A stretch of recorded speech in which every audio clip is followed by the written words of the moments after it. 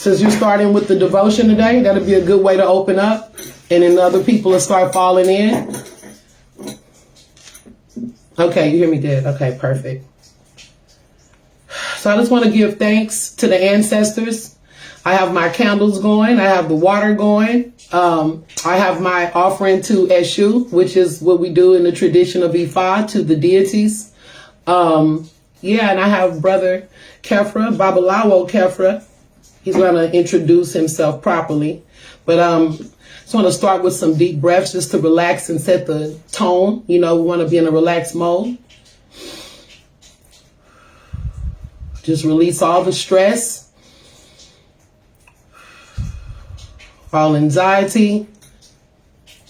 Move your shoulders around a little bit. Okay, and I'm going to go ahead and do the bowl. This is to align the chakras.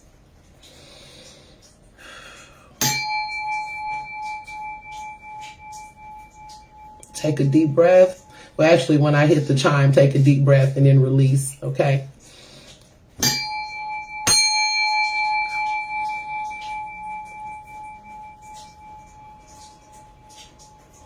Okay, I'm going to do it again. Take a deep breath.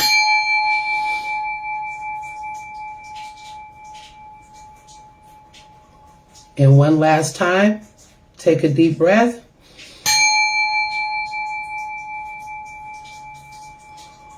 Okay. Just kind of get the good chi flowing in. Are you ready to come up, Brother Kephra? I was going to make an announcement, but really, you know, since you're opening it up, we might as well just flow like that. If you're ready, you can come up now. Just let me know in the comments, and we can go ahead and get started. This is going to be a powerful build. And even for those who may not, you know, catch it at the beginning, I'm going to make sure I cut the clips, and I will be running them so that they can see different parts of it if they missed it, and they can tap in. And the most powerful parts we want to make sure we highlight. So if you're ready to come in, just let me know. Okay, cool. There we go.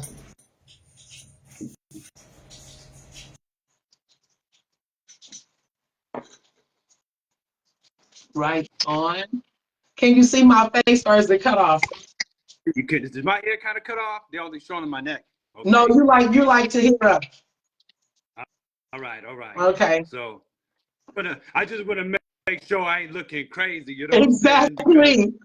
Because, you know, Esu got pictures of him as just being the head. So I don't want people to think I'm the head. You know what I mean? But hey, we're gonna go ahead and start. Okay, and the same with me. When you guys are on Metaphysical Monday with me and you see me half cut off, y'all better let me know. Holler at a sister. I got my little tiny Esu here with me right here. Okay. You know what I mean?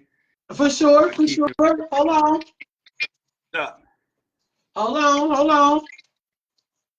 I'm gonna blow mine in my area with my water, my pennies. I got my offerings to Esu and got them some toys out here. Candy, all kinds of candy. You gotta choke this way one more time. I got him up for you.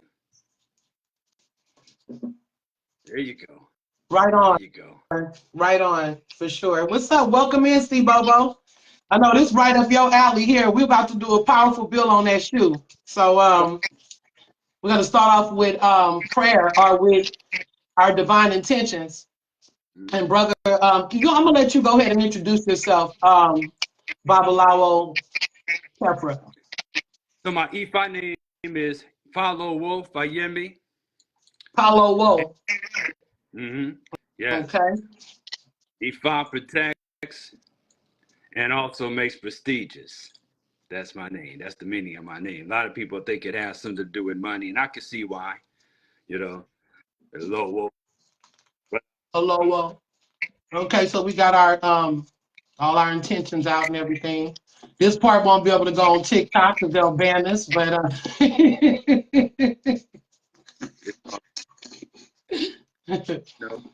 okay. So hopefully Michael will come in. Omi tutu, ele tutu, ona tutu, tutu eshu. Kosi ku, kosi jo, kosi ofo, kosi adina. Ashe. A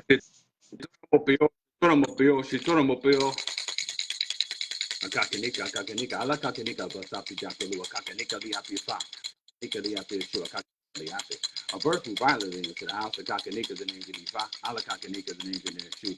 A birth who violently into the house, the center of the Kunsani, the waters. A go winding, the divine force of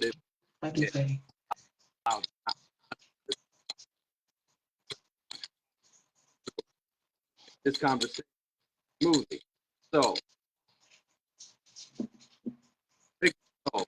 people who are viewing this definition of this, we sound. Ayo, Yahweh, but as well, Yahweh, but as well, Eke, your data, Moyana,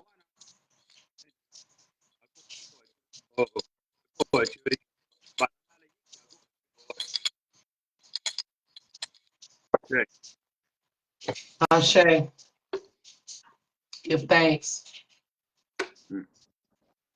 Can you guys hear brother Palowo?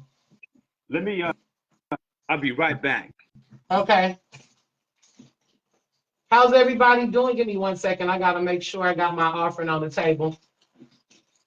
For you guys that know, as you take the 3 pennies, so we're about to get started. Ayodele. Ayodele. Ayodele. Welcome. Welcome. Welcome, sister. Okay, so I got my offerings here too. I'll put it there.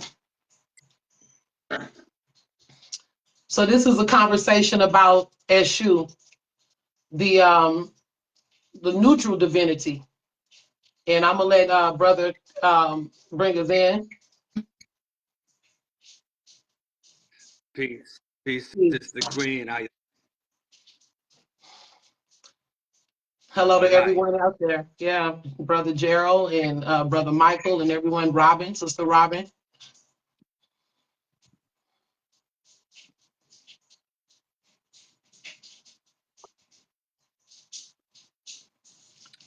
Well, if you want me to get started, now I can give you my twist on Baba Esu. Okay. And how I became attracted to working with this Orisha, because he's definitely one of the first Orisha, or may I say the first Orisha that really presented himself to me. Now, it's 30 years ago. I say I was in trouble, with the law, okay? And it's because I was carrying an unlicensed firearm at the time. Thank you. So I wanted some folks to vouch for my character.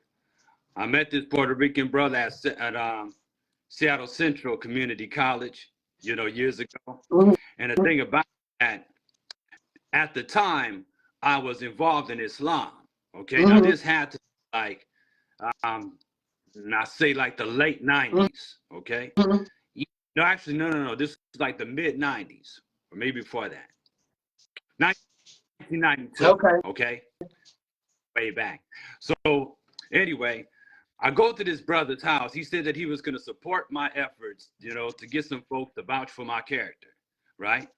Mm-hmm. The thing about it is, we ended up going to this brother's house. Now, remember, my father was a hoodoo man, or is a hoodoo man, and everything else. I didn't know that. He's from Louisiana. Okay. You know what I mean? Oh yeah, like by way of hoodoo, yeah, like my family, my grandfather, not my family, they Christians, but so they say. But whatever. I mean, you know how we did it. We had to disguise a few things here Absolutely. Under Mary's skirt.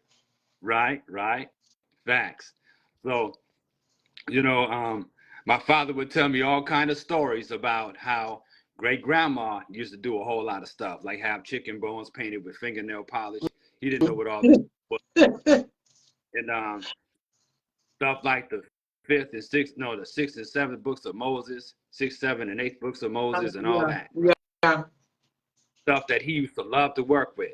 I used to see him working with it. Did Anyway, he work with those seals in the Moses book too? Yeah, you cut them out. Sometimes they make I used to be, I was only in my 20s, so I used to skip the seals. I used to be scared, like it was gonna put a spell on me, so I would skip the seals and just go to the, the passage. I was like, I don't want to look at it. I don't want to look at it. You know, my mom, she wasn't, you know, she was a devout Christian, but she had some stuff too. She came from Louisiana too, Oh, right? okay. I say my father's people was from Louisiana. My father was actually born in Seattle, but I consider him from Louisiana too. You know, Okay. but that whole lineage, both of my lineages come from Louisiana, Mm-hmm. you know. So the thing about it, great grandma, she taught him a lot of stuff. He would just watch her and everything else. So I had no clue that when I was younger, I was going to be getting involved in all this stuff. I just thought it was fascinating. It used Yeah. to scare me. I used to see spirits when I was little, and I didn't know what that stuff was. I Mm-hmm. went, you know, church. My mom had me in church, but you see, my mother, she was so connected with spirit that she'd have visions of me when things weren't going right, and she would tell me, "Hey, you know, you didn't tell me everything when this and that happened." I said, "How you know?" She said, "Because it came to me." I said, "Okay, well." What's our sign? Well, she's actually a Gemini, Oh, okay. you know. Well, you know you're dealing with two heads. My daddy a Gemini. They always know when you're lying. You know, Always. she would just simply pick up on it. She would have all kind of dreams. She had dreams about women wearing white and a woman carrying a chicken around. They were going in a circle. And then I found out she must have been remembering Stuff from either the past. the past life, Mm-hmm. you know what I mean? You know, Mm-hmm. but she grew up in a situation where she had animals and livestock too, Okay. you know, so she was connected in ways that she may not have, you know, perceived, but she was still connected. You know what I mean? Mm-hmm. My father now, he was all into it, but he used to like to brag about it. My mother didn't really want to have too much to do with all that hoodoo and everything else. Right, So right. New Orleans one day, she freaked out. She said, "What you going to New Orleans for?" I said, "I'm just gonna go and connect with my roots." She said, "It's New Orleans. What you want to go there for?" She Jamal, said I'm it's not witchcraft. going, huh? She said witchcraft. Yeah, Yeah. But I mean, even though she considered that she had practiced forms of it herself, Right. you know what I mean? Use candles, or maybe Auntie may have told her to recite a psalm or two and everything else. You know what I Mm-hmm. mean? But she just didn't call it anything like Well, that. well, My you father, know, everybody that's partook in the birthday ritual and have blown a candle out on the cake, they partaken in the witchcraft ritual. You know, when we say happy birthday and blow the candle out, that's the first thing a child participates in. That's a ritual, facts, facts. and You know, they still do it. So yeah. Even though Christmas tree, setting up a shrine for the evergreen tree in the middle of your living room, I mean, bowing you're down still invoking. to the tree to get the gift. But before we go into this, I just want to ask you this because people got a lot of misconceptions about Esu. You know, Esu is a complex Orisha, and he's not even an Orisha, but we're not gonna go there yet. But you know, but it's just because you know a lot of people in religion they will consider him like the devil. So I want to make sure we touch on that so people can get that understood that you know when you're going into it that Esu is not the devil, not the Christian devil, you know. So, but we'll get to that. But I just wanted to throw that out there for people that may have that misconception. Right. And the thing about it, I wanted to work up to how I ended up first encountering Eshu, at least what I knew to be Eshu Okay. at the time. Okay. Go ahead. When I went to that brother's house, right? Uh huh. The cabinet, and he spat in the cabinet. I said, "Oh, wait a minute, hold up. You into some brother?" He's like, "Well, you know, he kind of similar." I'm like, "What do you mean similar? Hold up." So I was fast, you know what I mean? Because I mean, I was kind of familiar with it, but I hadn't really touched it really Mm-hmm. that much. I Mm-hmm. play with my own little voodoo dolls, right? I used to make them out of yarn and tissue and everything else. Because I mean, I was fascinated in that stuff. Right. Anyway, he Did said, you ever use them? um, well, the best way I could, you know what I mean? I Mm-hmm. like energy to him and everything else, you know, but Mm-hmm. some people stay away from trying to hurt people. You know Right. what I mean? I saw things happen to my dad. He used to go to spiritual battles with people, you know, Mm-hmm. he'll put here to represent them, another set of candles to represent itself. If their candle started like burning low and the flame was like short, his flame was higher, that means he was winning and they were losing. And I said, oh, Mm-hmm. see, so something ended up happening because I noticed my father had a lot of health challenges too. So I don't want to, not to throw any shade on Pops or anything like that, but it just seems like every time I looked around, he was involved in some type of spiritual war with somebody.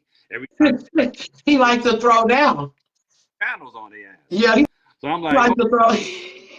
He liked to throw down, man. right. You know, that's not good to be in battles, but some people like that. You know, Yeah. You know, to him it was like some Pokemon shit. You know what I mean? I just call my spirits versus your spirits, and let's see where we.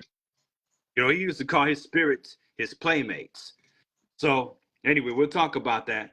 When you talk about egg bay, that's what, you know, I'm a part of the egg bay, and that's what they are. They're your playmates. Definitely. You know, and he would tell me, Jamal, why don't you tell your playmates to, when he found out I was into it, he was like, oh, Jamal, you need to talk to your playmates. You know, when the brother spat on that in that cabinet and he closed it, I said, what was that? That was some voodoo type stuff. He said, yeah, well, you know, similar, not entirely. And then he told me about what Ifa was, right? And it appears he had just started practicing himself. So he showed me these pictures. He showed me a picture of like this deity with two faces. I'm like, who is that? He said, that's Alegba. Alegba? Why does he got two faces? He says, oh, because he's a schizophrenic god. I said, a schizophrenic god? I'm like, okay, well, I mean, shoot, I guess that was far from what I used to hear about. I heard that Jehovah was a jealous God, so why not a schizophrenic one, right? So I ran into this brother, started running into him more so in the community. You know, I'm talking about like in the early 90s, I was also aligned into Kemet, as you could tell by my name, Kephra, Ptah. Absolutely. You know what I mean? Yeah, me too. Me as well. You know, we have to, that's why I told you, you more of the mystic or spiritual teacher too, because you know, we look at different paths and not get locked into one thing. Definitely. Yeah. You know, and I mean, a lot of things that we think are different, the similarities are there, It's but it's in human nature. correspondences. Yes, you know, and human nature is to find divisions and separations and identities and so forth. That's where SU comes in and plays with us too. So that's when I first ran across SU, was that scenario. When I got into studying the Middle Netter, I started doing some of the rituals. The first deity that kept on coming to me was Eshu and Sebek. Okay. Mm-hmm. And you know, their colors are red and black, and their number is 3. Right. You know, they're planted according to the Ron from Min's book, The Middle Netter. So Yeah. Eshu, I started seeing his colors around. Whenever I leave an offering at a crossroads, I would see like the colors red and black around, showing that Eshu had accepted the He was offering. I there said, tonight with it. Did you see yeah. what I sent you in your inbox? Oh, no, I'm gonna have to look at Well, it. Hold on a let me second. tell you what it is too. You can, it's a trip because I posted the flyer on TikTok, right? 2 people liked it, and both of their profile pictures, one was solid black and the other one was solid red, and they're like this on top of each other. So I screenshotted it. That's okay. That's approval. We got, you know, we had the green light or the red light on that, the red and black light. So I was like, we running it, You know, you know. I didn't just light it to be red and black to light my cigar. Come on I now. just had, you know what I mean? When I was in when I was in the store, it was the same way. Everybody, look, even the thing that say live is red, and where everyone is posted at is black. Max. But let's go on because we don't want to, you know, confuse the ones that may not know what we're talking about. So I'll let you finish. So it came to me. I started seeing Eshu in dreams. Eshu would communicate with me and tell me things. A lot of times I'd be laying in the bed and I felt like I started getting all kind of downloads. You know what I mean? Eshu was answering questions. Thank you, Ayodele. She's giving us what we just said about the communication, that approval from Eshu. I said, Ashe. yeah, I tell it. You know, we was working together for a minute. We all go get together. We go work together, you know, to deal with the Warriors again. So I can't wait. So we got a lot of good events that are coming up, but I'll keep everybody posted. Now, of course, Eshu, I see Eshu as an interdimensional being. Mm-hmm. So So it helps us to understand that Eshu will assist you in gaining access to other dimensions. Go a little bit deep. I'm going to talk about Eshu in a very unorthodox way. Okay. And I'm going to tell you, so Eshu helps you access other dimensions and other. Okay. And it said that Eshu can speak any language. Eshu is the divine messenger. Some has translated the meaning of the name of Eshu to mean the gatherer of a great multitude. Come on. Now, keep in mind that Eshu is the master of all language, and because he deals with frequency and vibration, it's true that the language of the universe is vibration, frequency. So it's important to approach Eshu before you approach any other Orisha. Why? Because Eshu translates human language into the frequencies and vibrations of the other Orishas. So you can get them as well. Now, Eshu will come to me when I make an offering. And one time, I asked Eshu, and I asked Olodumare, who is supposed to be the supreme being in the Yoruba tradition, right? I asked Olodumare to reveal his personality. Actually, Olodumare is a she as well as a he. Okay. Okay. Olodumare sent 3 manifestations that day. The first came in the form of a brother who was wearing all black and had a 6-point star in the middle of his forehead. He had a wagon and he was carrying the Bible in the wagon. I said, okay, that's odd. Then he came and stood by the doorway. I said, okay, this is some Eshu shit right here, right? You know, so this is when I was doing security at a particular store. Then another brother came in. This brother was a Muslim, supposedly, but he had something that Muslims don't usually have, and that is a bunch of tattoos all over his neck. And he might have been a jailhouse Muslim. Yeah, he was like, Allahu Akbar. Allah, he was talking crazy, like he had some type of thing, and he gave me a high five, said Allahu Akbar. I said, okay, that's what's up, you know. So, the third manifestation, I thought to walk in the store. He had 3 scratches by his eye, right? He had a red shirt and black pants, and he had some type of little. I said, this brother looks peculiar. He came up and started talking to me. Remember, I asked Olodumare to reveal its personality to me that morning. So this brother came up and started talking to me, and I noticed all these beautiful women kept coming in the store, in and out of the background while he's talking to me. I said, what's up? I've never seen this many women coming in and out of the store. And he was like, brother, you paying attention? I said, yeah, okay. He said, let me show you something. And he did like this to me, and I almost fell back, like, what did you just do? He said, brother, I'm going to show you something. You need to always maintain your center of gravity. And then he started telling me that, you know, people always give me whatever I want. I never go hungry. People's always give me. I said, really? He said, yeah. You know, I said, well, what do I call you? He said, you could call me the Cheesecake Man. I said, the Cheesecake Man. The Cheesecake Man. You know, later on, I find out that Eshu wanted 3 bean cakes. You know what I mean? So I said, that was interesting. Now, whether this person knew it or not, or if this person was a manifestation of Eshu, that was good enough to convince me. Because when he walked, I went behind him. I wanted to chase him down and talk to him. He was gone. Yeah, he always disappear. He was gone. And the women stopped coming into the store.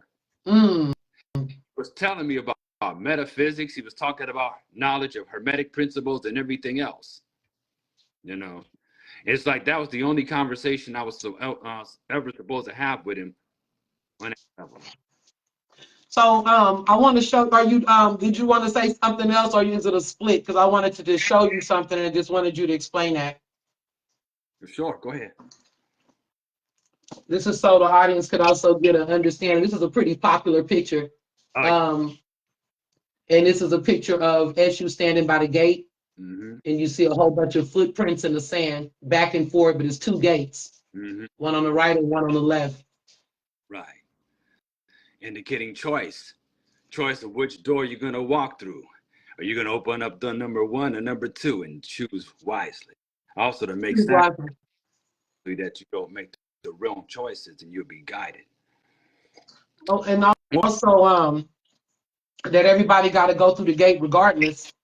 Regardless, indeed, indeed. So, and that's why I'm going to talk a little bit more about Esu and his connection with the universe and the multiverse and so forth. Okay. You know, because I got so many stories around it. So there's been more and more evidence, universe and universes functioning as alternate realities within a multiverse. Mm. So Esu is the keeper of the gates, 8 portals. And Esu also gives us the ability to shift through universes.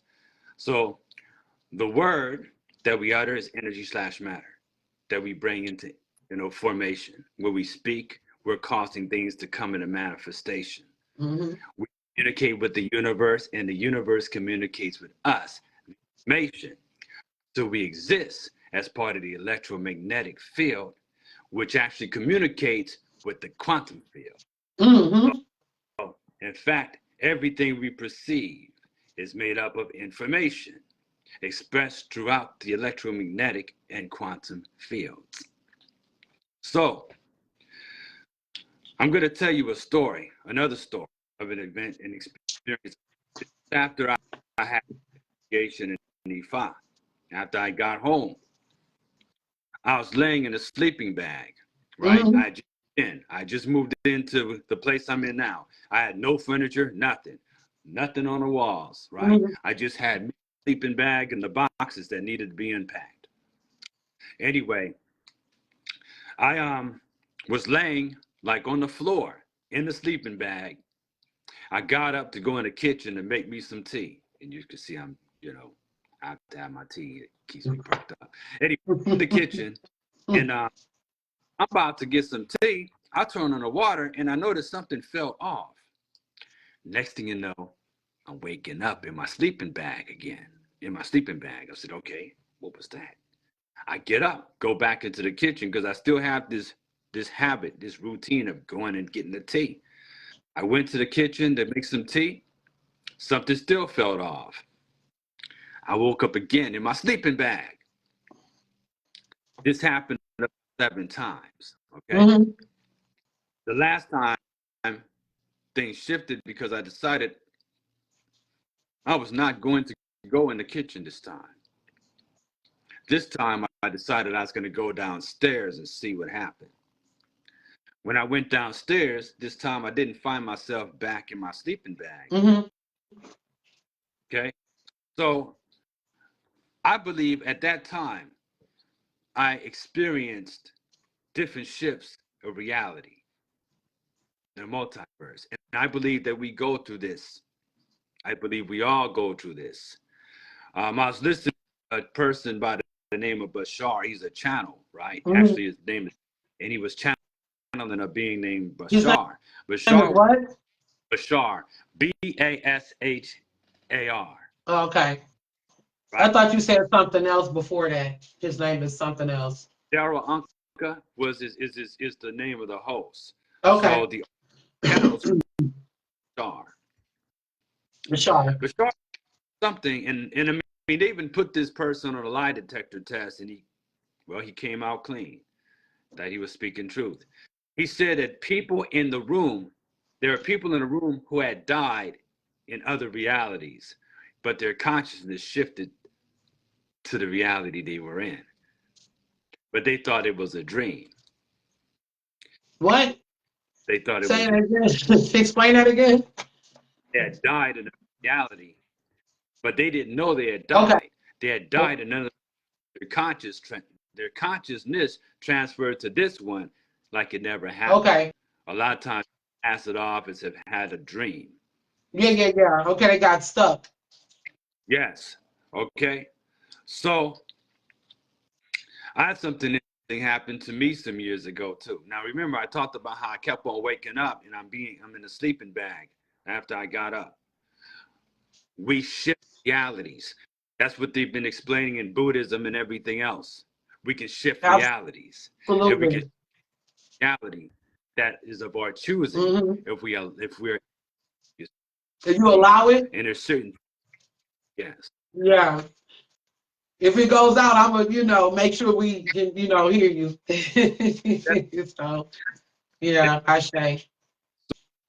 So it's highly possible that a lot of times when you've argued with somebody, because that person's supposed to have done something and said something that they may not remember Mm-hmm. saying or doing, it's possible that it could have happened in a different reality. It's possible that person may not be lying. Mm-hmm.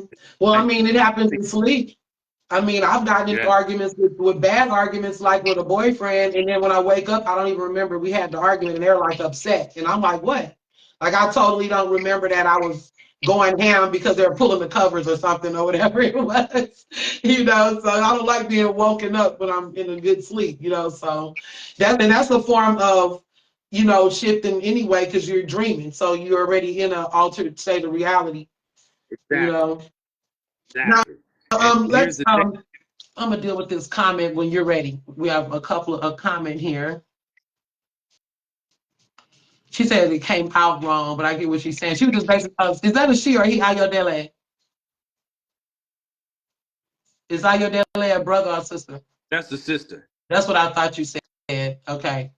Yeah, so she was just basically saying he's not the devil. People say Eshu is the jokester. She's basically just saying a trickster God, and he's a balance between like the angel and the devil on our shoulder, like in the cartoon. Mm-hmm. Right. And that's it, Eshu is the messenger of the Orisha. Some Mm-hmm. say that Eshu, some consider him a force that's so devious. And of course, he's been accused of being the devil himself, like you had also had spoken about earlier. Mm-hmm. And keep in mind that this belief or this point of view is definitely not indigenous to the Yoruba. This point of view came about through a European influence when the missionaries were trying to convert the Yoruba people to Christianity. Therefore, demonized Eshu. So now you have people calling Eshu the devil. And of course, that's not what Eshu is. So if you look in like the Yoruba dictionary, there's two. There's a green one that they've translated certain things off based on the missionary. There's a dictionary where they have Eshu as the devil, and Mm-hmm. there's also the one that's talking about Ifade Bale, that's speaking about being respect to tradition and elders. They translated that as meaning some crazy stuff like one who stands on the right hand of the Lord Jesus. Has nothing to do with that, but that's what they did. In order to convert the people, you have to get into the language and you have to redefine language. You Mm-hmm. see. Well, that's because also I have this paper, but I know we can't get into the whole paper, so we and you can build on this paper and see if you ever want to talk about it, because it's a lot to dissect. But it's written by John A.I. Bawaji,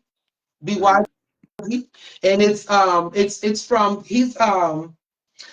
His name is John Oyorunde. Isola Bawaji Tunde. He's a senior lecturer in the philosophy department of languages and linguistics and philosophy at the University of the West Indies on Mona campus. And he basically have a PhD. He graduated from the University of Ibadan in Nigeria. And he just basically he's a writer. He got all of these things that he wrote. One of his publications is called The Evident and the Problem of Criterion. And this particular paper that I'm reading, it was from my priest from E5. And he gave me this so I can explain things to my students, but it's just a lot to dissect. But the name of the paper or the essay is Olodumare, God in the Yoruba Belief and the Theistic Problem of Evil. So it breaks down that whole concept of how Christians and even in the Muslim concept, they think Eshu was the devil also. So it's kind of like it just kind of goes into the way we see it in the E5 religion of evil. And I think we spoke on that on the first bill we did. The way this whole concept of good and evil. And I haven't even spoke on the law of polarity yet, but people just have this issue. And that's what I think Eshu makes us confront.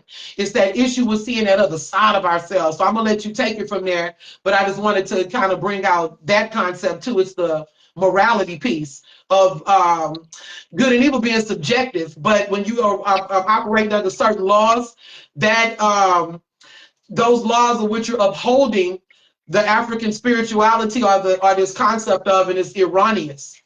Mm-hmm. You know, that's a good point. And there's a lesson here, you know, and that's something else I'm glad you touched upon. And that lesson comes from the understanding of duality versus polarity, right? Right, right. Ooh, that's deep. Duality versus polarity. Yeah, because That's they're not that's. exact. Hold on. Whoa. Okay, yeah, yeah. Give us some on that because that's very interesting. Duality versus polarity. Okay. Right, So right. what's the difference between polarity and duality? See, I used to have a beloved friend of mine. She would used to call duality. She used to talk about the illusion of duality, right? Mhm. You know, well, duality, Oh, when you have two things or qualities that are antagonistically opposed to each other. You see what I mean? but Polarity, oh, hold on though. Okay, so you saying duality is the ones that are like, you know, oh, it's like they're fighting, they're battling because right. it's like antagonistic. They're oppositional, but they're not necessarily in the harmony of complementary opposites. Polarity is more the unity of two qualities, complementary relationships, the complementary opposites. So if you look at the seven hermetic principles, you Right, notice the seven, they talk about polarity, right. but duality is not mentioned as one of the seven No, principles. because I looked at polarity and duality is under the same type of vibe. That's why I was asking you to explain that because I know the happy medium is where these things meet. It's kind of like, and that's why I want to hear your take because that's very fascinating because it's like day and night.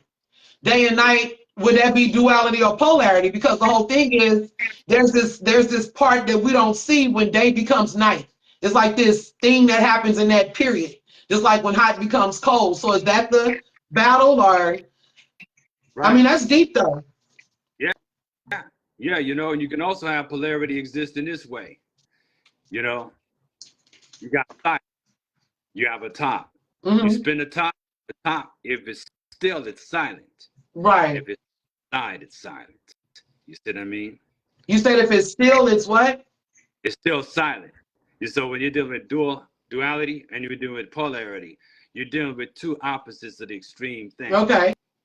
And that would be considered polarity when it's two of the opposites in an extreme. Like hot and cold is the same in paradox, or it's the same in degree, Right. uh, different polarities. The same, yeah, Mm-hmm. it's the same in So degree, but different polarity. now Like, yeah, hot and cold and up and down.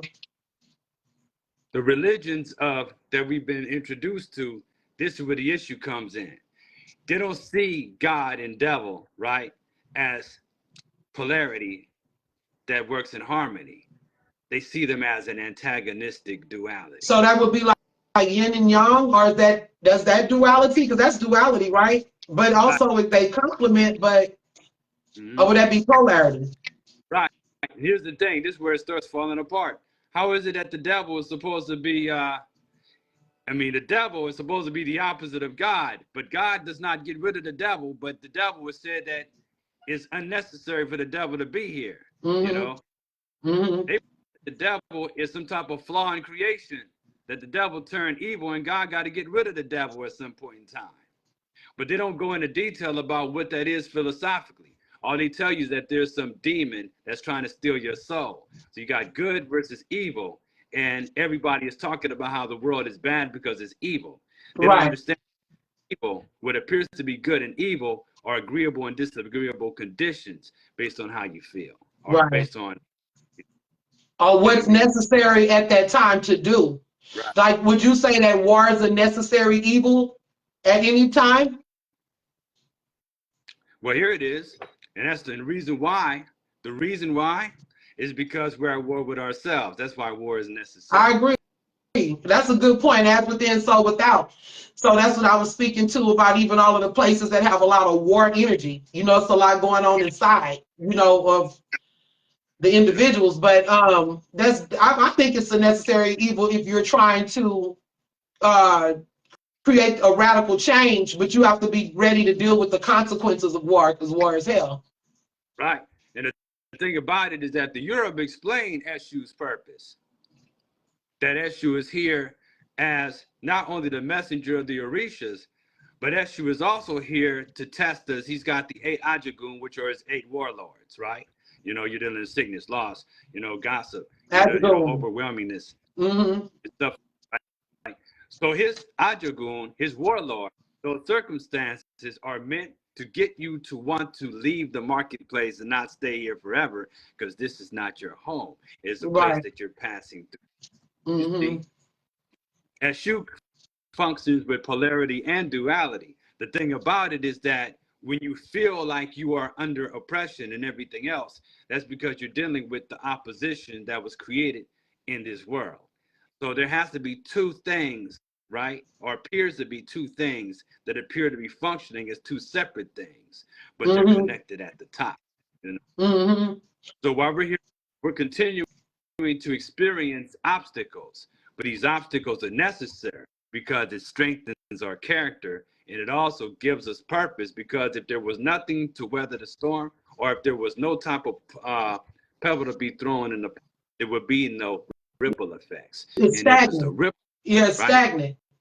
Yeah, exactly. we need that. We need to create that pressure for the diamond, and so that it's necessary. It is very. So it's interesting from the Hermetic perspective. It talks about those 7 principles. And polarity is seen as something that's necessary, but duality seems to keep us under the veil of illusion of opposites, as opposed to seeing them as necessary. We see them as us being a character in a story where we have to fight against an evil entity. Correct. But it's all an expression of the divine. Even that. The lessons that we learn from Eshu is, even though we may have been taught to see certain things as contradictions, two things can be true.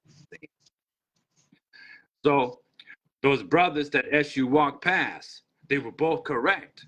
One saw the red side of his hat, the other saw the black side of his hat. But since they did not respect duality and polarity, since they did not recognize Eshu, he walked past them and their egos got involved. One had to be right and the other had to be wrong. Right. So you're speaking to the story when the 2 friends that lived across the street from each other on the farmland, and he's walking down the middle of the street like this.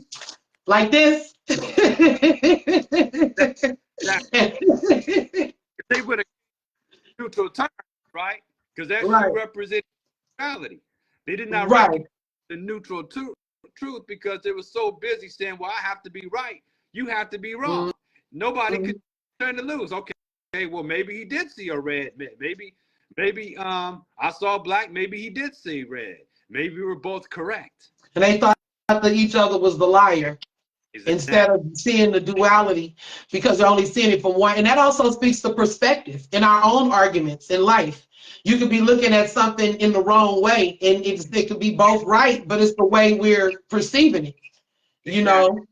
So just like these people in the hoodoo room that I was going at it with when I got that big response about why they always got to differentiate the lanes of voodoo and E5 stuff instead of just giving credits to where it started at. Like, why do you feel like it's so separate? Because that separates us more than brings us together. Why can't we find that common? That's why we can't never put the pieces together, because everybody want to do all of this divided, illusionary stuff, And, if we probably put everything together, we would have a better concept of what's really going on with a lot of things, So, but they prefer to argue. That's the disagreeable spirits, so. Well, here's the thing. When there's we were dealing with left brain and right brain thinking, right? The right brain might want to see how everything is connected. The brain want to see where things break down in parts. That's a good point. Good point. But if discipline, if you lean to the left or lean to the right, and once again in the middle, right? And you do have some time based on circumstances. Okay, you have to shift gears from time. Sometimes you may have to use your right brain. Sometimes you may have to use your left brain. A lot of people don't know it because they think they demonize the left brain, and I get it. I get why, because it breaks things apart and separate things. Right. If you're going to be an artist, right, you got to utilize the left brain to fill in the details of the art. Otherwise, you will end up drawing triangular-headed stick figures because the left details. You see what I mean? Yeah, exactly. And that's what I was speaking to with the nature, you know, like if a word is a necessary evil, because there's times when we have to go to that level. Like people may be, you know, consider themselves love and light, but if somebody is sitting here trying to hurt your children, you're gonna go to that other side of yourself that comes from the so-called the dark side. You know what I mean? If it's a thing of even survival, the human existence itself, they say we're designed to survive and fight for our survival. So even that is at war. You know, Right. you know what I mean? You know, so There's an that's E5 big. about a past being in a perfect state. And I want to say it's the warrior role soon. You know, forgive me if I'm wrong, Now, but what did you say about the perfect state? the perfect state is called apere, Oh, okay, a pede, perfect state, right? a And pede. people gather around and ask Olodumare, what can I do to stop being stuck between heaven and earth? In other words, they're caught in this cycle of reincarnation and they want to stop coming back to earth. They didn't want to like travel to the higher realms and remain there. Olodumare says that before you can do that, you must first reach the perfect state. Mm-hmm. State is when there's no wars, there's no disease, there's no sickness, there's no illness. And he says something that I thought was interesting. He says that you will not have to worry about Eshu. That is interesting. Why? Because when you reach the perfect state, you transcend duality. And you, oh, okay, all is one, all is one. But you know, with another thing too, with issue what people don't understand, and I know we just kind of like we talking in the way you teach, it'll go around and in full circle, and people get a full understanding. Because I always say that with you. That's why I don't jump. I wait till you, because you always go back to the deep point. But Yeshua has a strong sense of justice. So that's another point. As we get to perfection, he has less of a need because, you know, he's like the person to test your will also. When you have made decrees to God and you're saying, I changed, I'm this, I'm that. And that's that energy that'll come in and call you a liar. That's why I wrote the liar on here, because you'll be like, oh yeah, I'm evolved and I'm this and I'm that. And then, he come the you know the temptation. So You will put that to right on, Michael. I want to acknowledge a couple of the comments. Thank you, Ayodele. And Steve Bobo said, "What's up with Saint Expedite?" Yeah, ask him because I don't mess with no Saint Expedite. What's that? I know what it is, but how is that connected to Eshu? Is that what your question is, Steve Bobo? Is Saint Expedite connected to Eshu, or I wasn't sure what he about Saint Expedite, what he meant by that. Okay, okay. Now I know more like in New Orleans, that's when they deal with that saint. And it's called expedite because he speeds up Right, all the makes things things. happen faster. Yeah. So one of the things they offer him is a candle and a pound cake for a Saint Hmm. X, you know. But that's really not the system that I really work I with. don't. But I know, you know. Yeah. So, but in a lot like Louisiana, working with the Yeah. saints, then they're handy. But Yeah, I the don't. Hoodoo people do work with that, but I'm not gonna be dealing with no white saints and stuff. I can't do that. But it took me too long to get away from white Jesus. You feel me? So I'm not trying to put that back into my consciousness. So uh, let me see. It was something else. All right, you already said that. I was gonna ask you what is the energy you see play out in Eshu's children. Mhm. And we Well, already kind of touched on that when you were saying how the people were, but if you want to build on that some more. you see, here's the thing. When I first was when I first had D-Lo going cast for me, it said I was a child of Eshu. And then when They said what? I was a child of Eshu, I could right? believe that. I could really believe that. D-Lo walks with an Eshu. And I'll tell you why in a little bit. But, you know, the thing about children of Eshu is they have ways of knowing without needing a teacher a lot Yeah. of times. You know, Hmm. SU, type personality types are very curious. They like to explore and everything else.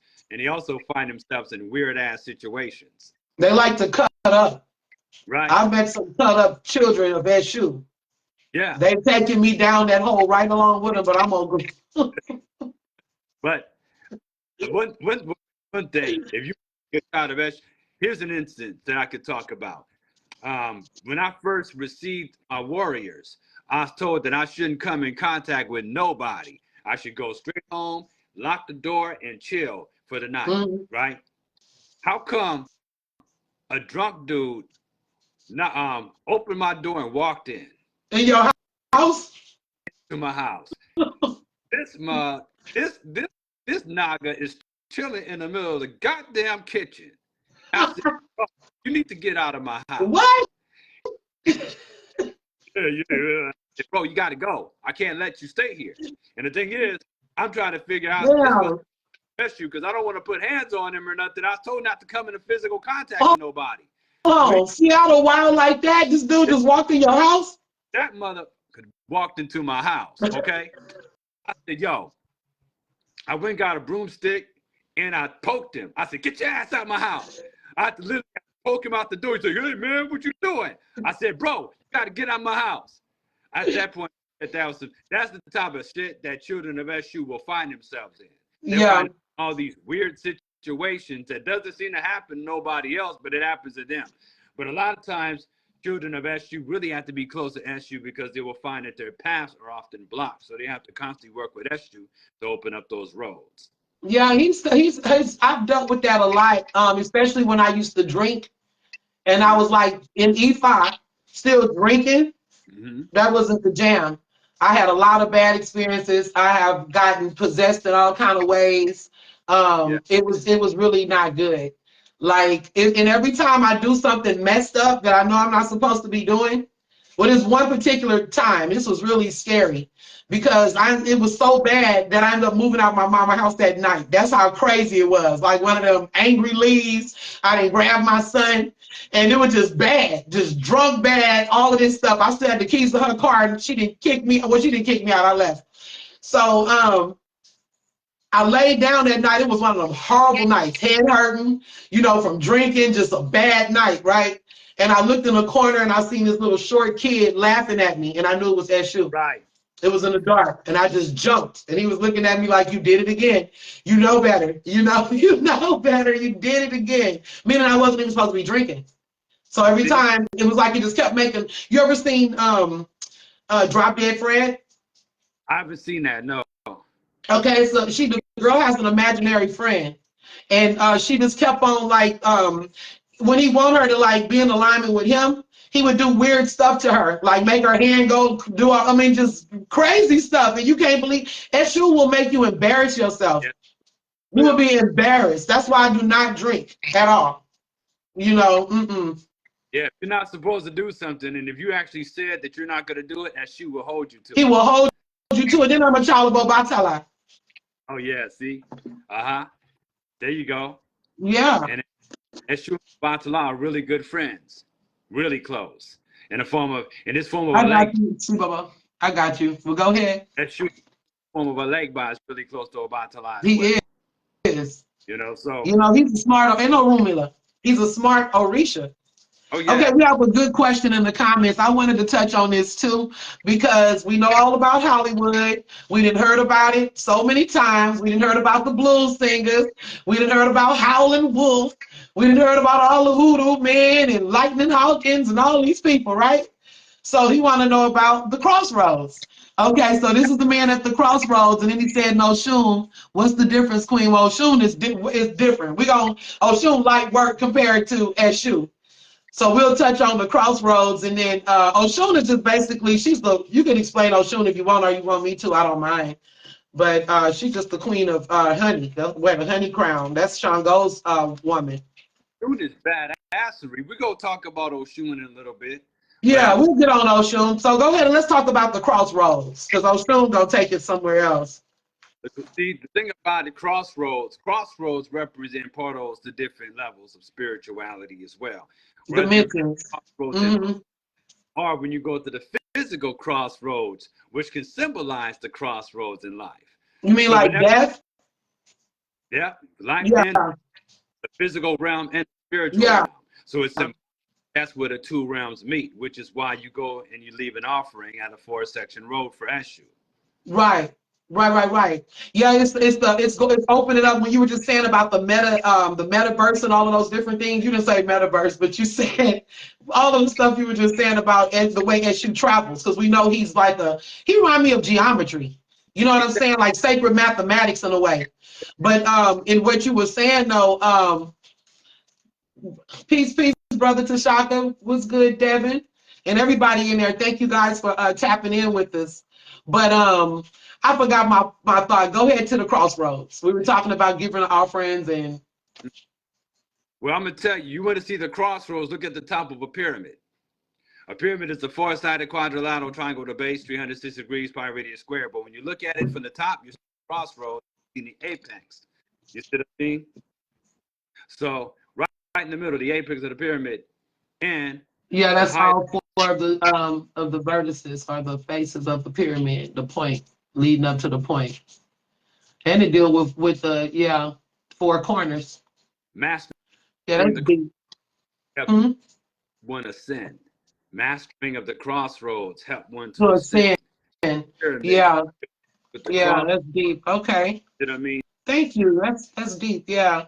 So what we talking about is also the crossroads in Hollywood, when they used to say that the people were selling their soul. Could they go back to what they call Esu? They got the concept of selling their soul to the devil, but with getting what you want at the crossroads. So could you build a little bit on that piece about the offering at the crossroads? James Brown supposedly also had the same experience. Right. Robert Johnson. Robert Johnson. Basically said that they say that he made a deal with the devil. The devil took his guitar, right, and tuned it and gave it back to him, because before then he couldn't play music worth a damn on his guitar. Right. The crossroads that they said was the devil took his guitar, strung it up, restrung it, and tuned it and gave it back to him. Then he became this famous blues singer overnight. Right. But I recall passed away at an early age. Yeah. So the thing about, you can make an offering. You can have anything in the world that you want. Absolutely, you can. Question is, what are you willing to sacrifice? What are you willing to sacrifice? That's another part I want to deal with, because human beings, because of religion, tend to think that they're entitled to God's blessing. So when we start speaking of sacrifice and giving to the, even giving to the spiritual source that you get information in your blessings and stuff, or, who you go to for knowledge and wisdom and blessings and things, they feel like everything should be free, but even in the spiritual world, they're like, oh, why would you have to pay God? Because they don't understand the whole setup. It's like, it's levels to this shit. It's hierarchies, and just things that's going on in this whole universe, so.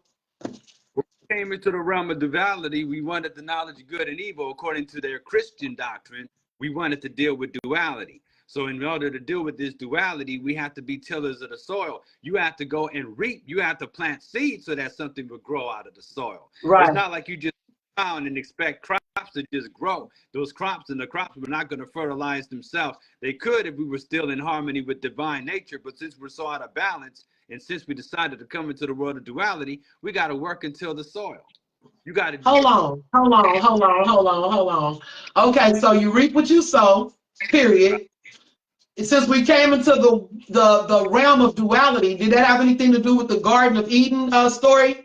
Because the tree was, one was good and one was evil. Wouldn't that be duality also? If we break it down to Eden? Yeah, because we wanted the knowledge of good and evil.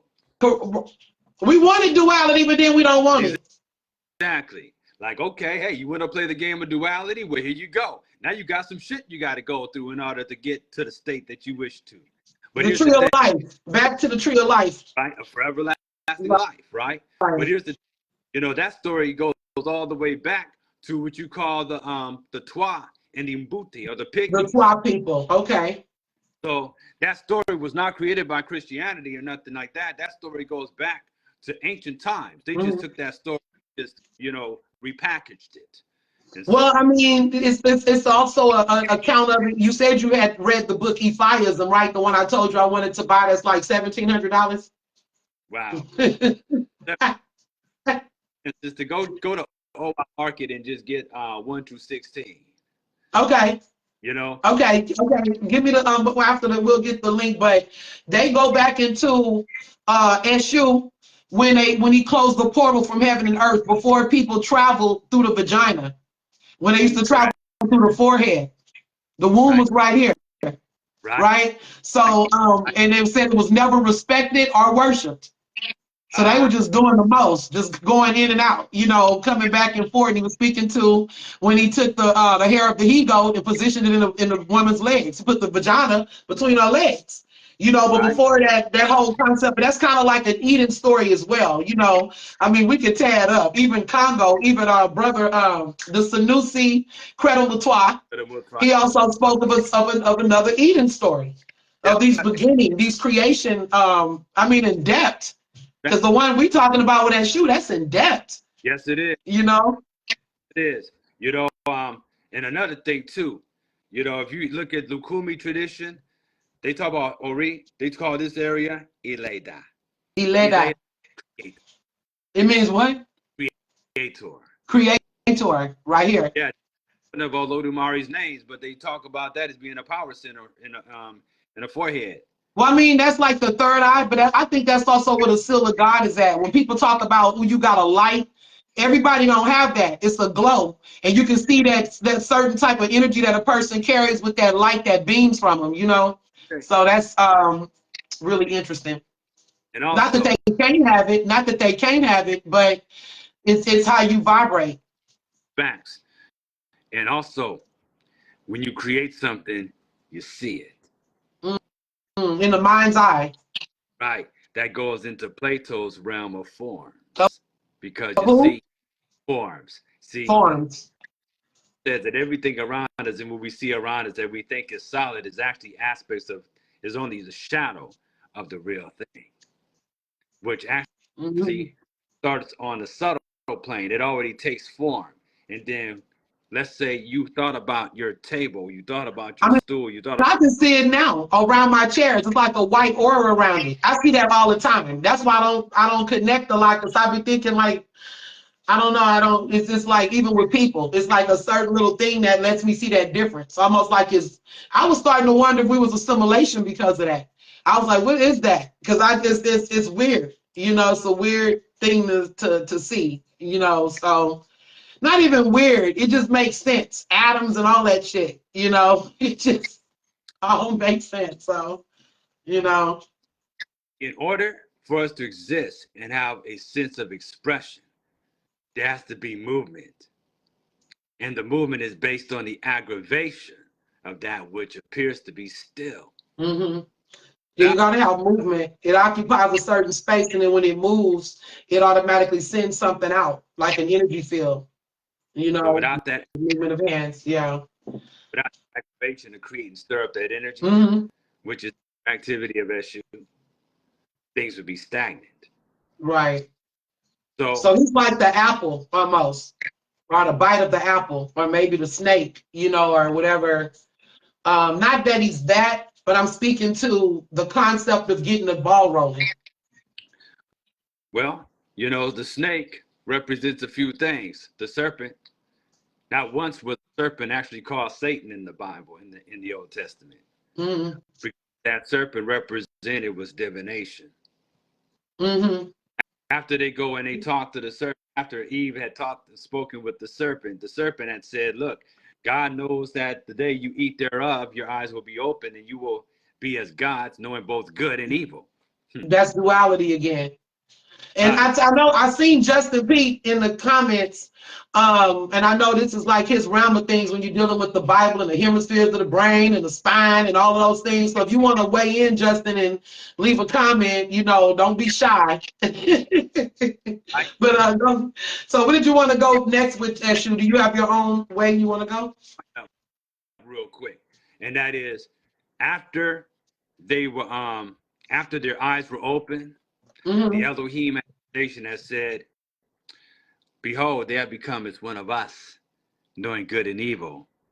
So therefore, and I'm paraphrasing, therefore we have to protect the tree of everlasting, not life. We got to move them. We got to get them up on out of here. Yeah. You see, because they got that corruption with them now. Yeah, and the thing about it is that this also talks about the fact that you have to come into a knowing, because if you're in a realm that is undifferentiated, and if you're all knowing, what's the purpose if you don't take forms and then go through struggle and hardship? And that's the metaphor of Jesus Christ taking human form. You see God taking human form, going through the hardships of being human. That's what the Mhm. sacrifice.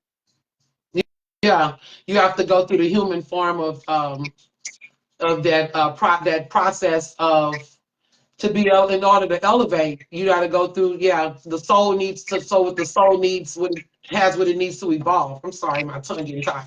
So that No the problem. soul has what it needs to evolve on this journey. Yeah. Facts. So, in order for there to be ripples that expand throughout the pond, something has to be thrown into the stillness in order to get the ripples. And that Hmm. stillness water has to be upset by the rock being thrown into the pond. But what the ripples do is that they interconnect and interlace. Then you have the interference patterns that's holding this holographic universe together. You said interference pattern that do what to the holographic universe? That's creating a hologram that shapes our universe. That's the Okay. and that's what we're basically seeing expressions of. And also the flashing inside of your neurons, they're having ripple effects inside of your brains. Hmm. There's experience patterns being created inside your brain right now, and that's how Hmm. they operate. Ripples in the pond interlacing with each other, creating a big. So I know this question is asked a lot, and I have my, how I feel about it, but I want to ask you, what do you say to your students when they ask you why didn't Orisha save us during slavery? Or what you think what was going on with humanity during that time, and was slavery a net? Now this is gonna piss some people off, but I don't mean it like that. Just go with me. Was slavery a necessary evil for where we are now, what we needed to know? Or was it just, what do you think what was going on? This is just abstract conversation, on this part, for the scholars and people that don't mind going in an abstract way so we can look at things from different angles. What do you think was going on spiritually at that time? We refused change, and change came to us. Hmm? We got to the point that we started refusing to change, and change came to us. Okay, we got stagnant. Yeah, and the thing Hmm. about, you know, there's also a verse that I remember Baba sharing with me where it says, this is in Oshay D. It says, be not so kind unless an old enemy returns. That verse also That's came. okay. Unless no enemy. Okay, yeah. Okay, so that's about setting boundaries or what? Setting boundaries and also adapting. And sometimes you may have to get rid of old traditions that no longer serve you. To This evolve something else. Yeah, we have to evolve the religion too, right? right, because sometimes traditions are tied to events that took place in the past. It's no longer necessary right now. The same So that, with gods, right? We were just right, me and Brother Tashaka and Brother Gerald was just talking about this. It was certain times where we know that they serve certain gods, even in Egypt, well, in Egypt, and then they would, they not serving those no more. It was like certain times, certain ones was in like the main event, or they were the ones that was in yeah, observation. yeah. But that's the thing, a lot of people, they don't want to deal with that, but they want to just say that these savages said ooga booga and just took us over and stuff like that. Really? Mhm. Ancestors were that weak and stupid that just will let a whole bunch of ooga boogas throwing shit at each other come and take your village. Right. There's something more to that. And some of it was an inside job too. Some of it was dealing with the Arabs. The Arabs had also invaded, but even further back, Alexander, right, had invaded Egypt, right? And then had his Macedonian, With uh, all of that Persian war stuff back then. yeah, the Persians came after Alexander came in. He kicked out the Persians. You see what I Right. mean? Yeah. So, white man came to certain parts of Africa. He actually chased out the Arab in some places. Some places, the Africans were happy that the white man came because the Arabs were so cruel. Right. You know what? Also, Fredo Mutua said that, Shaka Zulu was one of the last tribes conquer South Africa. I keep telling people that's a whole nother study. South Africa is just a whole nother beast. But they Shaka Zulu and them already had heard about white people. They said they've been knew about Christianity, and I don't know if they're white people, but they say the people of the terrible cloth. They had white skin like chalk, like this. So I don't know if those were white people with makeup or what type of being it was when they said they had They had this horrible black animal skin they would wear, and they had already made themselves known. They said they was familiar with the cross already because of that. They had been seeing these beings and knew that they was going to come and put us in to slavery. Right. You Right. know, That's why he was trying to unite those tribes and hey, all those different Queen. nations Mm-hmm. scattered. He saw that all different nations were scattered. He was trying to build one empire. As long as Shaka Zulu lived, right, Mm-hmm. whites could not set foot on South Black's African farm continent. Yeah. without his permission. So he was pretty powerful. You know what I mean? Unfortunately, he had people within his family that, well, they weren't feeling him. So they had him assassinated. And I mean, some say that he got power hungry after he converted to Christianity. I mean, there's different I mean, versions of and that it story. could be because power just has a way of corrupting people. You know, you got to be very mindful with power. But it's just interesting that they knew already. They said the Africans already knew the cross. They knew that way before. You know, Yeah. so it was just like, and they also knew, that's why, you know, they went in almost like submission. The South Africans knew that these white people was coming to convert and to do all of this stuff. They knew it. And they was telling their people that like the way the culture was going, things was getting weaker, and they like almost knew they were going to be overthrown by it because they had heard about it all throughout the continent already, you know, that these people was, you know, these folks coming in on this type of times, you Yeah. know. But they killed Shaka. He said, look, you think you're going to make friends with these swallows, but swallows are going to consume you. Mm-hmm. He's talking, they called the white folk, they called them swallows, like little birds. Yeah. Right? So, interesting, in Kemet, they had the swallow represent something evil. Oh, really? Yeah. Mm-hmm. Yeah. And it might, Yeah. and it might, you know. I mean, even the Bible spoke of the people. They said they was tall and pale skinned, and they was wicked from their beginning on, and they would come to your land and make you slaves in your own land. They was talking about that then. That may not be the words verbatim, but that text that was in, I don't know if it was Isaiah or which one it was in. I would have to Google it because it's been a while. Yeah. Another thing too, and I want people to be clear about this too. Okay. It says that the white man made sacrifice. What's The the white man, sacrifice? he did what? He makes the sacrifice. Made the sacrifice. Now listen, because I know people ain't gonna like this one at first, but I'm Okay, gonna you clear it up. said the white man paid the sacrifice. Made the sacrifice. Okay. Okay. You know what that sacrifice was? In order for him to build an empire, he had to enslave his own people in order to do so. Mm-hmm. He had to dumb his people down to get them to do the stuff that they wanted them to do, to go and conquer, pillage, and destroy. They had to keep them at a certain level of intelligence. So you was have that to, what the witch trials was about, you think? Some of that stuff that was going on in with the witch trials and attacks on, like, you know, certain knowledge they didn't want people to have. And well, that's some of it, yeah, because, you know, in order to make a mental slave out of you, they got to dumb you down. You know, if they go reduce you to a soldier level, in the military, most of the soldiers are like at a 7th grade education. And if you wow. study war, what you learn is that you want to have your soldiers, you don't want your soldiers too intelligent, because then if they're too intelligent, the propaganda to get them to go to war won't work. Right. You see? So, you know, that's very important that we begin to understand, you know, some of the history and some of the plays that took place, because a lot of us, we talk about white supremacy and we overdo it because we make it seem like it's this all pervasive force, you know what I mean? To the point that becomes what? It's all pervasive force, to the point that that's deity, to the point that you're giving your power away to another deity. You see what I mean? Just like people that sit around and talk about the end of the world all day and talk about how wicked the devil is and all the power the devil has. That's devil worship. I agree. They speak about that all the time, and even what the people gonna do to us, like we just gonna stand there and be dormant and allow these people to do whatever they claim they're gonna do to us. Where's our power at? We have to start standing back in that power, you know, because we got it. It's all energy. And once people understand that, when they want to know when the white man gonna get his karma, you know, when the white man gonna get his karma, when black people quit worshiping him. and saying that it's the white man's world and oh, the white man did this. No, we have to start standing in our own shit because we move mountains and stuff like that. We just got beat out of our spiritual mind. I'm not going to say out of our African mind because Native Americans also, they was trying to destroy spirituality. That was a threat to, when you think of religion, just think politics. When you think of religion, think law.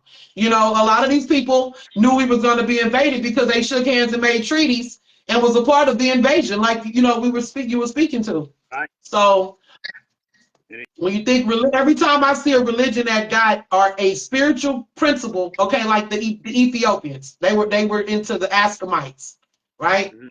Askamites. Right. When those Catholic priests came there, before you know it, they didn't convert it. But again, that was a peace treaty. It had nothing to do with their God was better, because you would be wondering, like, if we have such a strong spiritual system, why would people abandon this spiritual system to go to some other stuff, right?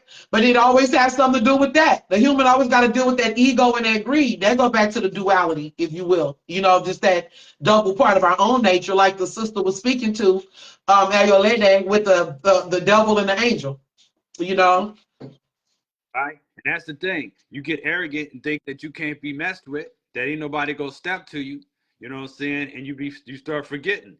If you start forgetting a bit of your history and don't remember your ancestors or their stories, then you're bound to repeat some stuff. So I mean, all that plays a role. Mm-hmm. Warlords of Eshu are meant to push us towards evolution and eventual ascension beyond the third dimension of duality consciousness. And remember, the world is the marketplace and heaven is our actual home. Right. So we're therefore that we were never meant to stay here forever anyway, but to evolve, transcend, and ascend on our journey of remembering and reestablishing oneness with the source. Yeah, absolutely. Yes. Yes. Yes. Yes. Yes. That link, that divine chain. And I mean, even like it's a lot, because this is a complex subject when you're talking about even comparing humans to orishas and stuff like that. And they putting up, this is a lot we didn't understand because we've been miseducated. And it's such an opposite or a paradox to what we know versus what, we were, our ancestors were about. It's so different that it almost seems it's hard to grasp it, like for some people like that, like, why do we have to do this? Or, what is that? Or that's devil worship or just whatever. But it's not even religion. You're dealing with principles and philosophies and things that help us to elevate in our mind. When you're talking about orishas, we're talking about frequencies and energies. And, that's what they still trying to put those human attributes on this energy that can't be really humanized like that. It can relate to human energy, but it's just something beyond that. And I mean, there was always a balance between right brain, left brain. Within the so-called mythos or the mythology, if you want to call it, is a science breaking off a deeper truth. So, Eshu is also linked to sexuality. Somebody had mentioned Eshu's relationship to Oshun earlier. Okay, that was Brother Steve Bobo. Okay, yeah. Okay. So if you look, you have like mounds and cylindrical objects that are also considered to be the symbols of Eshu. Cigars and sacred objects such as. One of his expressions, he is depicted with an erect penis, right? Right. Sexual energy. I don't know why I don't have that picture in here, because this is my whole Orisha book I made. I don't know if I have the penis picture, but this is kind of like that. This is the head though. It's no, I'm sorry, this is Ibiji. This is the twins. But since I didn't say it, I might as well show them. Got you. Yeah. Nice. But I know some of the Eshu haircuts look like a phallic on top too. So. Once again, you see Oshun come about, right? Yeah. That's the mother and father that is Shango and Oshun. Right. But the Torah suggests that Eshu Odara is the offspring of Oshun. There's another version that talks about Elegba being an offspring, which is the form of Eshu being an offspring of Obatala. So that just goes to show you that Eshu is anything, everywhere. Anything and everything and nothing, So I want to talk about being the offspring of Oshun. We know that Oshun embodies sweetness and desire, and is therefore a link to the life force energy, which is also connected to creativity. Because according to that book, where it talks about Olodumare, there's a part where it talks about that Olodumare created the universe it was missing one ingredient, and that ingredient was the sweetness of existence. And that is where Oshun came into play. She represented the finishing touch that brought spice to creation and existence. You In see, love. Yeah. love. So it's that love is that sweetness in which we all seek. You see, Mm-hmm. so therefore she becomes Arumala's wife as well. She holds the mirror. Why? Mm-hmm.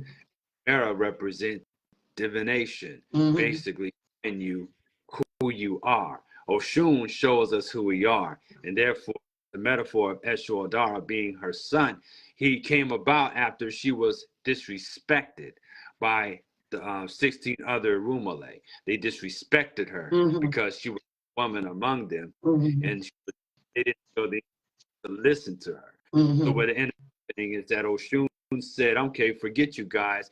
I've killed on the moon for a while Mm-hmm. creation dirt and sweetness had left the world, and things got so bad that the Arumale had to summon Olodumare.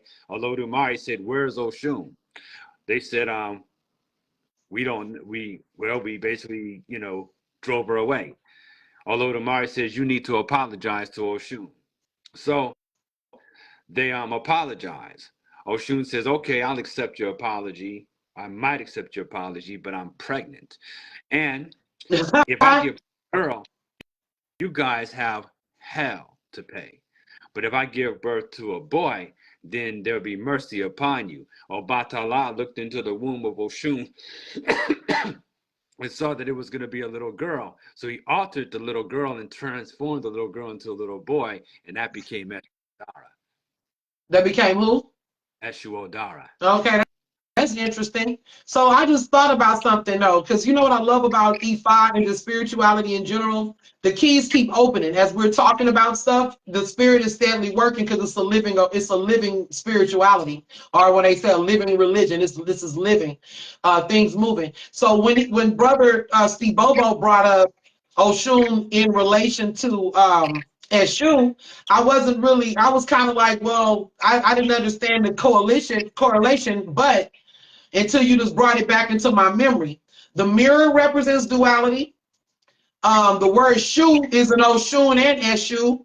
So that's frequency and vibration. And you said sweetness, but she also represents the unsweetness. People don't want to accept the bad parts of love. They only want to accept the good, sweet parts of love. But she represents love in general at every, extreme of that. Exactly. And That's the she also deals with rivers, right? So rivers. Yeah, let's say you the need a river. reflection of yourself in the wilderness and there's no other place to look for your reflection. Where you To gonna look? the water in the river. Yeah. See? I think all Orishas represent duality because you have Orisha versus Ajagun. But I just think that mirror is deep because people see beauty on the outside, but it's really in our eyes and in that mirror that your real beauty or ugliness is reflected to you through the eyes. So can you even look in the mirror? You know what I mean? And what's reflecting back? I taught on that back with the ladies in the women's circle because it's about inner and outer beauty being reflected, because people want to look at the vain parts of love, but they're not looking at that purity of love, that it come in many guises, and it's not all good feelings. It's hard as well. It says an extreme love. Y'all like that. The brother at the bottom, Stanford, said in extreme, hashtag yes, it's extreme. I, Love hurts. Nah. I love that's why love is hidden in the word evolve, because love will cause evolve. You go through a breakup or something like that. There's a saying, I think it was Rumi, says, keep allowing your heart to break until it breaks open. Mm, What could teach relationship? What can show you your character more than another person who you say that you love? You see what I mean? right. So a lot of relationships will show you all the blind spots that you have. Another person close to you be like, you got this blind spot, that blind spot. Hey, who are you telling me about my blind spots? I don't want to hear Mm-hmm. that. Who are you? Yeah, the But inner part. Mm-hmm. showing, when you get someone that you're directly involved with, it's easy for you to sit and be the hermit on a mountain and preach a sermon until you got someone that's close with you that can sleep next to you and smell how stinky your breath is in the morning and everything. You know what I mean? So But that goes back to what I said about like people that telling me how evolved they are because they don't spend time with people. I mean, I'm a loner, not no doubt, but I do have to, do work with people. So I have my time where I have to, and even what we're doing now. But I'm not impressed by that because the true test is when you have to go back into the crowd or back into the general population. Anybody can be good up in solitary confinement. How you tell somebody how to work with other people? You don't know how to work with people. Right. You know what I mean? Right. That's what makes so many people that's what makes a lot of people hypocrites. You see what I mean? Right. Right. Like, yeah, you will be tested. Because if you always by yourself, you don't have that mirror. See, that mirror represents that too. You got to be able to see yourself. So sometimes we need that mirror reflection to be able to see, who we are beyond the surface, Amen. Right? And I mean, then we have to have a little bit of respect. We have to understand boundaries. We have to understand how not to get too familiar with your partner because familiarity do breed contempt. It does. It does. It does. It does. Yeah. Boundaries. Even people getting comfortable too fast. Mm-hmm. So yeah, they got some really nice things in here. But oh wow, that's deep. Is there something else you wanted to add? They have this this other I was gonna see if I could read a little bit of Bawaji's paper, just one little thing here. Sure. It just kind of goes back to what you said. It just basically saying who Eshu is, because it's really too complex to just read it, But it says the unusual understanding. It says Eshu and Oladume are conflicting interpretations. The unusual or the usual understanding and interpretation of Eshu is he is one of the major divinities among the Yoruba people. See, that's another thing. People call him an Orisha. Eshu is primarily a special relations officer. And this is again written by Professor John A.I. Bawaji. This is from the University of West Indies, Mona campus. Okay, so it says he's primarily a special relations officer between heaven and earth, the inspector general who reports regularly to Olodumare on the deeds of the divinities and men. He checks in and makes sure reports on the correctness of worship and in general and sacrifices in particular. This clearly shows that as a divinity, he is capable of doing his duties as charged by Olodumare. Eshu occupies a prominent position among the divinities. He discharges these duties without fear or favor. Thus, Eshu is the good minister of God. He is the enforcer who ensures that due punishment and reward ensues on any action. He is therefore courted and even bribed. When such overtures fail to mitigate punishment, Eshu is then given a bad name. Mm-hmm. Well, I mean, shoot, I definitely don't have any dispute with any of that. You know what I mean? But no, just on explaining that, how what you were just saying about people only want the good part of things. Yeah. Now, I mean, that's the thing. You're here to get this work. You know what I mean? The good come with the bad. You get the good, you see what I mean? So, but there's plenty of good, there's plenty of bad. Plenty of bad, yeah. But also the fact I read that because just to let people know how high he's thought of in divinity, that he is God's agent. He's like almost like Michael, like the angel, like that coverage, like our Lucifer. How Lucifer was more of a light being, that can carry, because light is dark too. Definitely. Light is darkness. It's that. So here's another picture of Eshu. Oh, this is the Brazilian take on him. I'm just showing some of this stuff to give the audience some visuals, And sometimes he showed us a winged angel also. Right. And this is him in the all black form.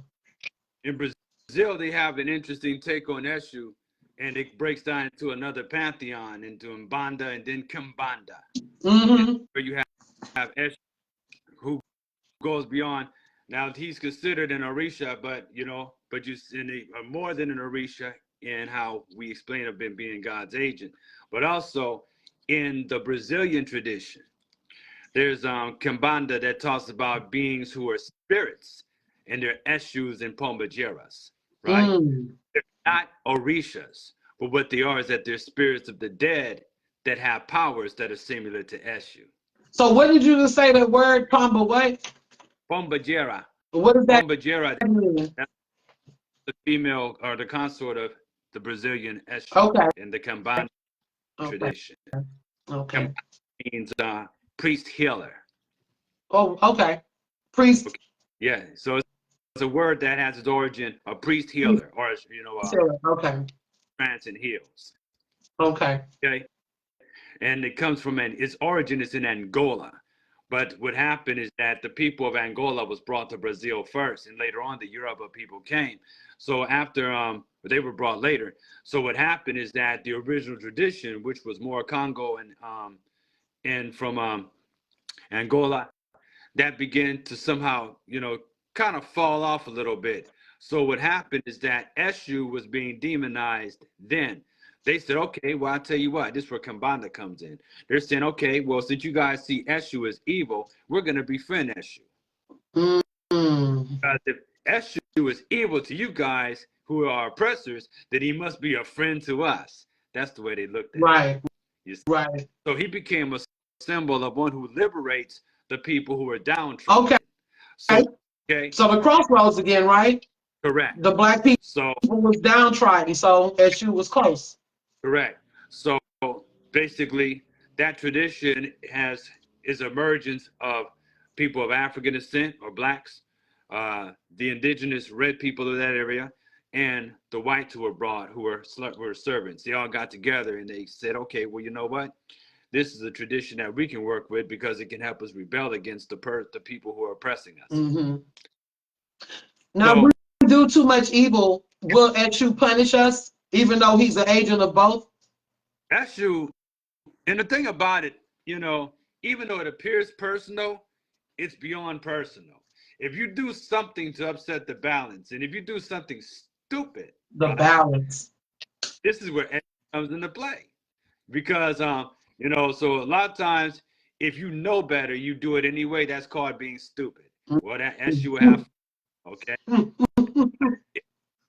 Eshu will also do things to get your attention so that you can't help it if you're ignorant, if you don't know certain things. You can't help it if you do stupid shit, though. Yeah. But if you don't know something, you can't help that. So Eshu is a master teacher in that regard because Eshu teaches us lessons. Mm-hmm. You see what I mean?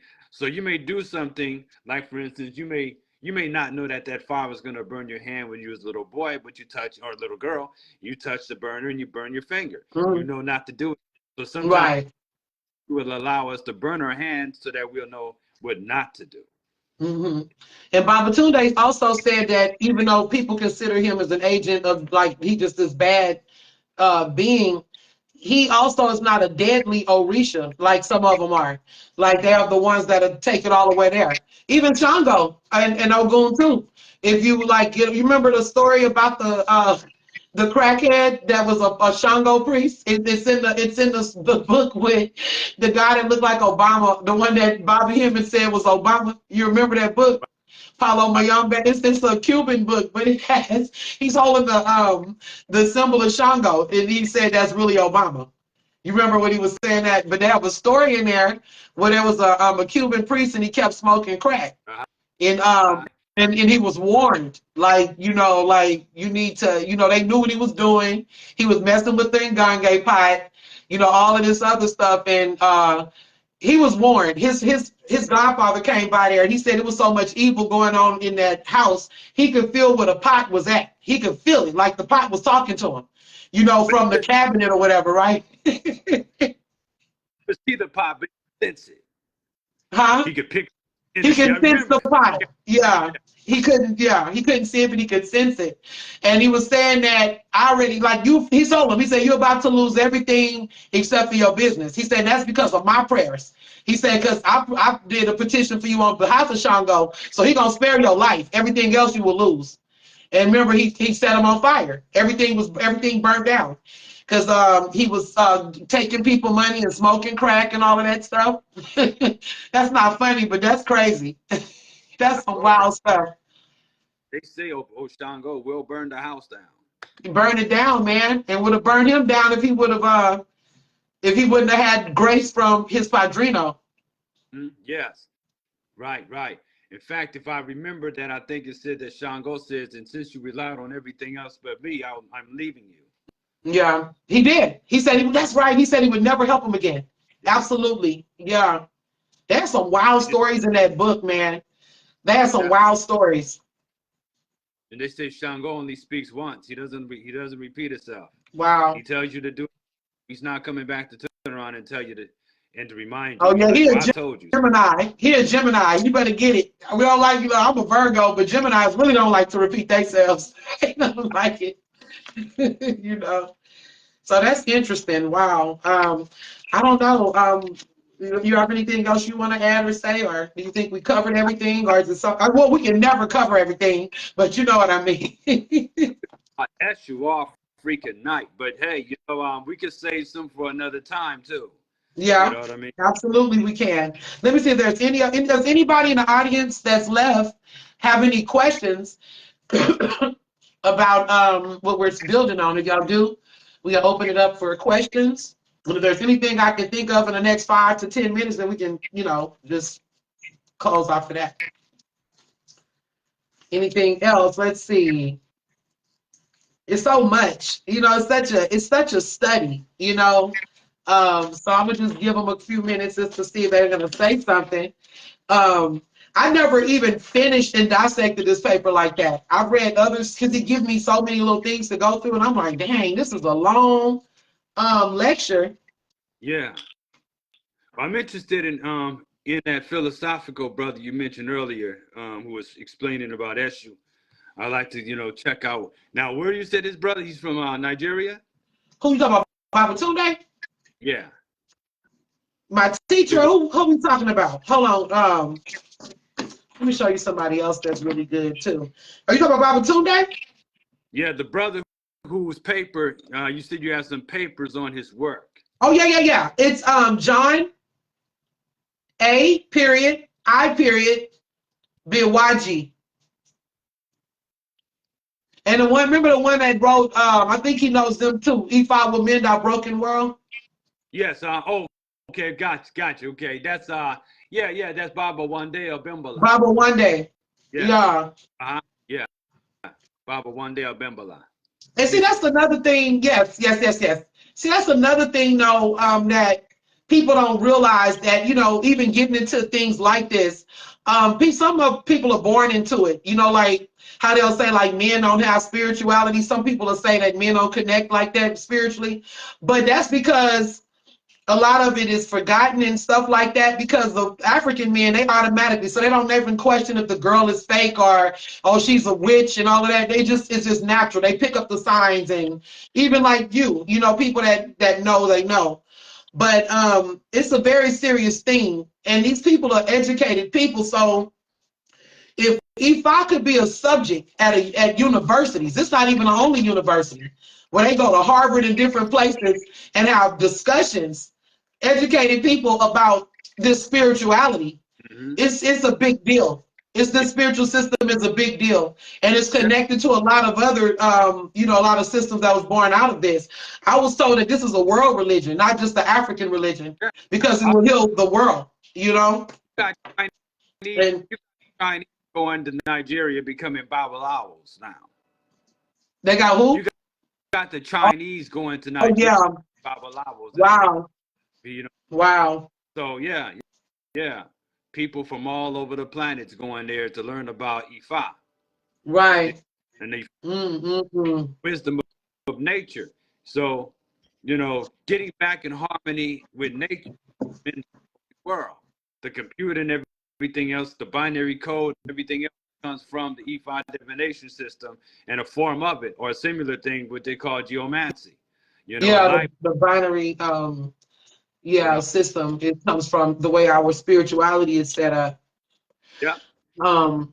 Okay, so nobody asked any questions, so I want to close on something, and I'm gonna let you close the prayer, and it will end. Okay, these are just parts of this same paper. This is a big deal, big old thing. So I just want to say this one. This is to help the people in the audience. We're gonna close on this. If God is omnipotent, omniscient, creator of the prima causa, or causa sui. I don't know how to say that. It says if God is all loving, all good, all merciful, then how can we explain evil? Does God cause evil? And if God does not cause evil, then who causes it? Who created the cause of evil?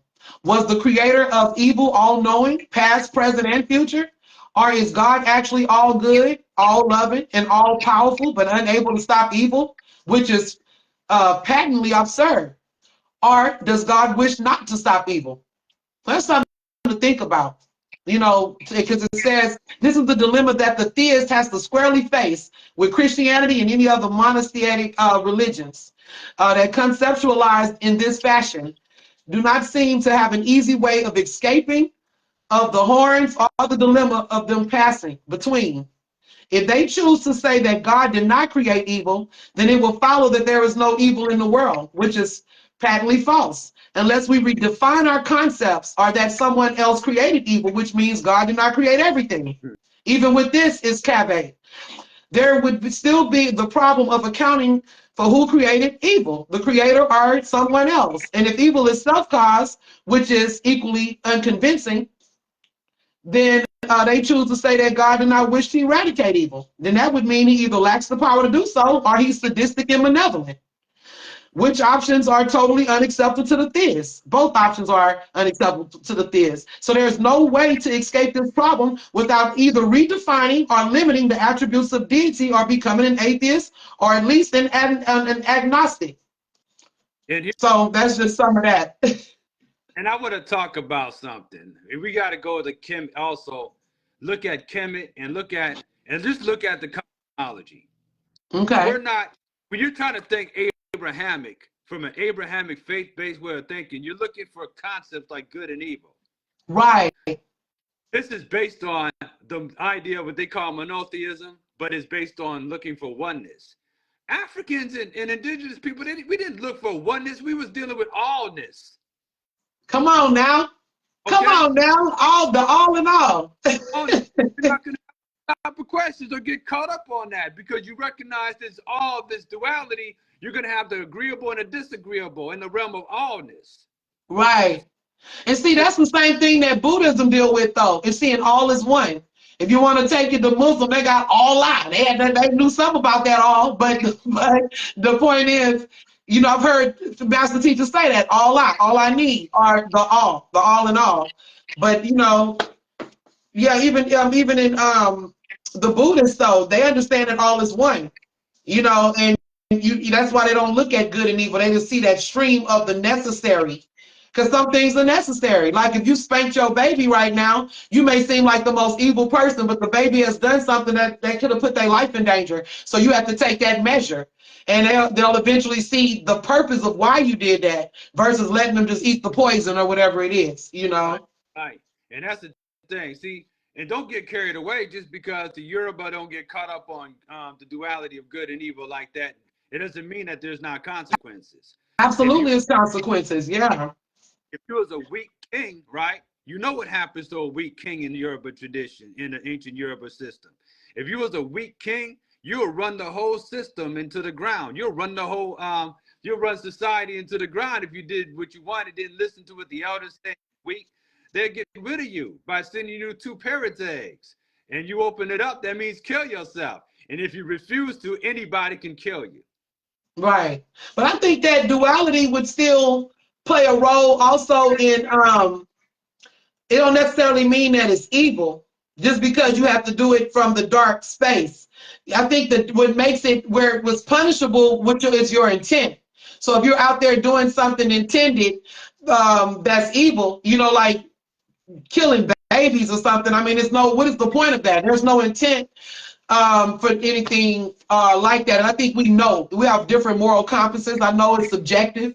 Like, to some people, killing a chicken may be evil. Sacrificing a chicken or any type of animal sacrifices or anything like that. To some people, that's considered evil. So, but yet they'll fill their belly up with food that they buy from the supermarket, which still was an animal being slaughtered. Right? Well, here's the thing.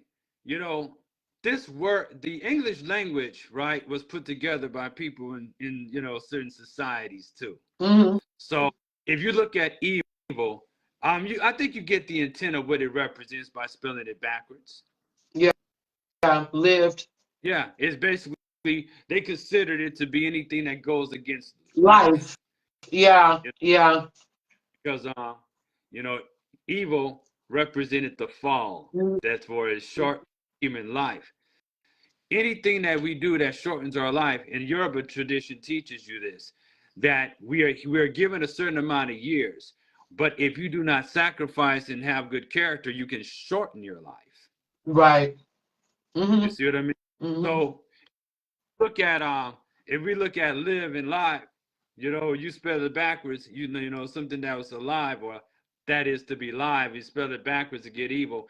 That means you're doing something that's not live. You're doing something that's going against you living. It's You like see what I mean? it's like you choosing death over life. Yeah. So Yeah. so you look at it from that perspective too. But it also gives it a different view. You see what I mean? Because the thing about it, we're used to looking for a hero and a villain Right. because that's how we've been taught. So Right. the story that many raised on, you know, God was the hero and his son was the hero because he sacrificed his life, and the devil was the villain, right? Right. So somehow the devil always gets away, but there's a prophecy that the devil's eventually going to get dealt with. But Right. children ask the question right off the bat, how come God doesn't get rid of the devil? Why is life so crazy down here? Right. You know what I'm saying? God allowed the devil to do what he does. You know what I mean? And the thing about it, if we're looking at a universe of duality, there's left and there's right. There's things that you experience to get you to return back to source, because again, this is not the place that we were supposed to be forever. Right. This place in which we're learning and we're experiencing life, and then we go back on home. But we have to transcend a way of thinking. We have to change the way we think. You see what I mean? Mm-hmm. And we also work on how much we do to develop as far as learning, studying. You're getting out in nature, you're connecting with nature. The gods, or should I say the orishas or the netters, or however you want to say, they will teach you things if you go out into a forest and spend time in the woods. Absolutely. Yeah. So Mm-hmm. we talked about earlier, I brought up Plato's idea of forms. Now remember, he was initiated, well, that is, his mentor was Socrates, who was initiated in Kemet. He went spend time with the priest in Kemet and learned all that knowledge. Came back, and the Greeks wanted to kill him because they didn't recognize what the hell he was talking about. Right. But he taught Plato about the concept of forms. So he spoke about forms. And this comes from an understanding that the physical world is not as solid as we think it is, but is in fact the true reality. So it is what we call these forms, the objects that we perceive with our senses, are expressions of something that came about from the higher levels of being. So we will perceive as solid through our physical senses, took form before it came and expressed itself in the physical reality. It was already laid out in the mind. You were creating it, and then you bring it to manifestation. Sometimes through the power of attraction, or you're going to carve something, like you're going to carve your furniture and make it. Correct. Therefore, you find reality. That goes back to the to what we said God is in according to like Hermetics or into metaphysics. God is consciousness, and consciousness is reality. So that's going to start first from that whole stream of consciousness. That's why I said even the people that don't believe in planets and they think they're just inside, that's why I deal with vibration, because that don't even matter. The planets are real because we made them real. So say they weren't real, say they just some made up thing. If it's as within so without, we created it from within, so now the shit exists, despite if they want to deal with that or not. And that's the same with everything else. That's why the African, I don't know if this is E5. Yeah, it is. He said, if everything is all right in here, everything is all right out there. If there's wrong and all out there, then there's something wrong. It's war in here. If there's war out there, there's war in here. So we've created these, that's deep. Hey, Uncle Keith. Yeah, we kept a steady number of people in, so that's good. Ashe, yeah, we got to talk. We have to discuss the paper too. I'll make sure you got that, and you just make sure I have the whatever you wanted me to see. Okay. Is there anything else you wanted to to say. The next thing, this next paragraph, I have to deal with the next paragraph, and that's it. It's not that long. It says, the most popular attempt to deal with the problem in Christianity and Islam consists in saying that Lucifer, or the devil, or Satan, who was formerly God's deputy and right-hand angel, is the cause or the originator of all evil in the universe. That he used to be good, a good angel charged with powers, second only to that of God, but through one conceit conspiracy, he became the demonic and total evil. He became demonic and totally evil, which makes no sense, because if he was once good, how did he create all of this damn evil Right. to begin with? He would have had to already exist prior to devil, right? Okay, so then it says, he used to be the good angel charged with power second only to God, but through conceit and conspiracy, he became demonic and totally evil. Thus, although capable of having appearances of temporary goodness, whatever schemes he may convince are ultimately in the pursuance of his diabolical goals of evil. So even when the devil do something, supposedly the devil will do something good, it's still evil. That's why when we get blessings and spiritual gifts, this is how ass backward humans are. When you have spiritual gifts, they attribute that to the devil too. We just get a devil more power than we even give God. So why can't the gifts be from God? Why the gifts got to be from the devil? See, that's the crazy shit though. He is thus the devil. What a good Christian and Muslim should do then is to bear his or her coat of armor and join God's salvation army and fight against the evil one, Satan, the prince of darkness. Right. Apparently, that devil must be too much for them, because they haven't got around to do it yet and succeed. No, you ain't nobody.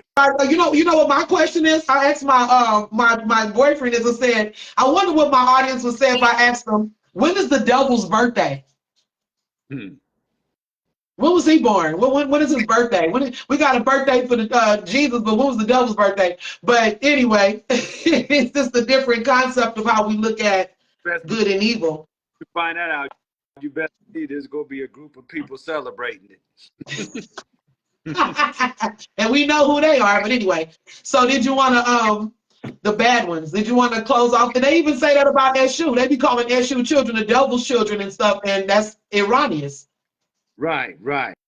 And that's the thing. Again, they're still looking for a villain, because after being indoctrinated with the church and Abrahamic faiths, we were used to having a villain, right, to oppose not only us, but oppose God, so therefore we're still looking for that villain. But right. Here's the thing though, to make the game interesting, let's say to make the game interesting, God put the Joker in the deck. You see? So Joker where? In the deck. In the deck. Yeah. Deck. I mean, people want to play. That's like when you get bored, if you're playing a video game, you got to shoot them up and there was no boss to pass. You just basically shooting the same character. You go around like collecting gems, but there's nothing else to do. So what they made it interesting by putting bosses on every level. And when you go and overcome the main boss, then you beat the game. Yeah. You know what I mean? Like saving the princess or just whatever. And it's the same thing. It makes it interesting.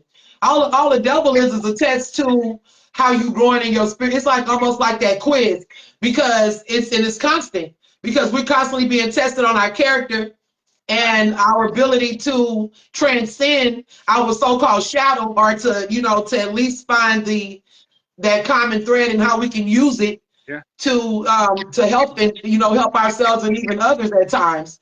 But it's kind of like we missing it. Kind of like I was real mad at my family and some of my friends, and I was really, really angry because I felt rejected. I felt judged. I felt all kind of things, and I'm a Pluto 11th house, so it's all or nothing for me. I either like you or I don't.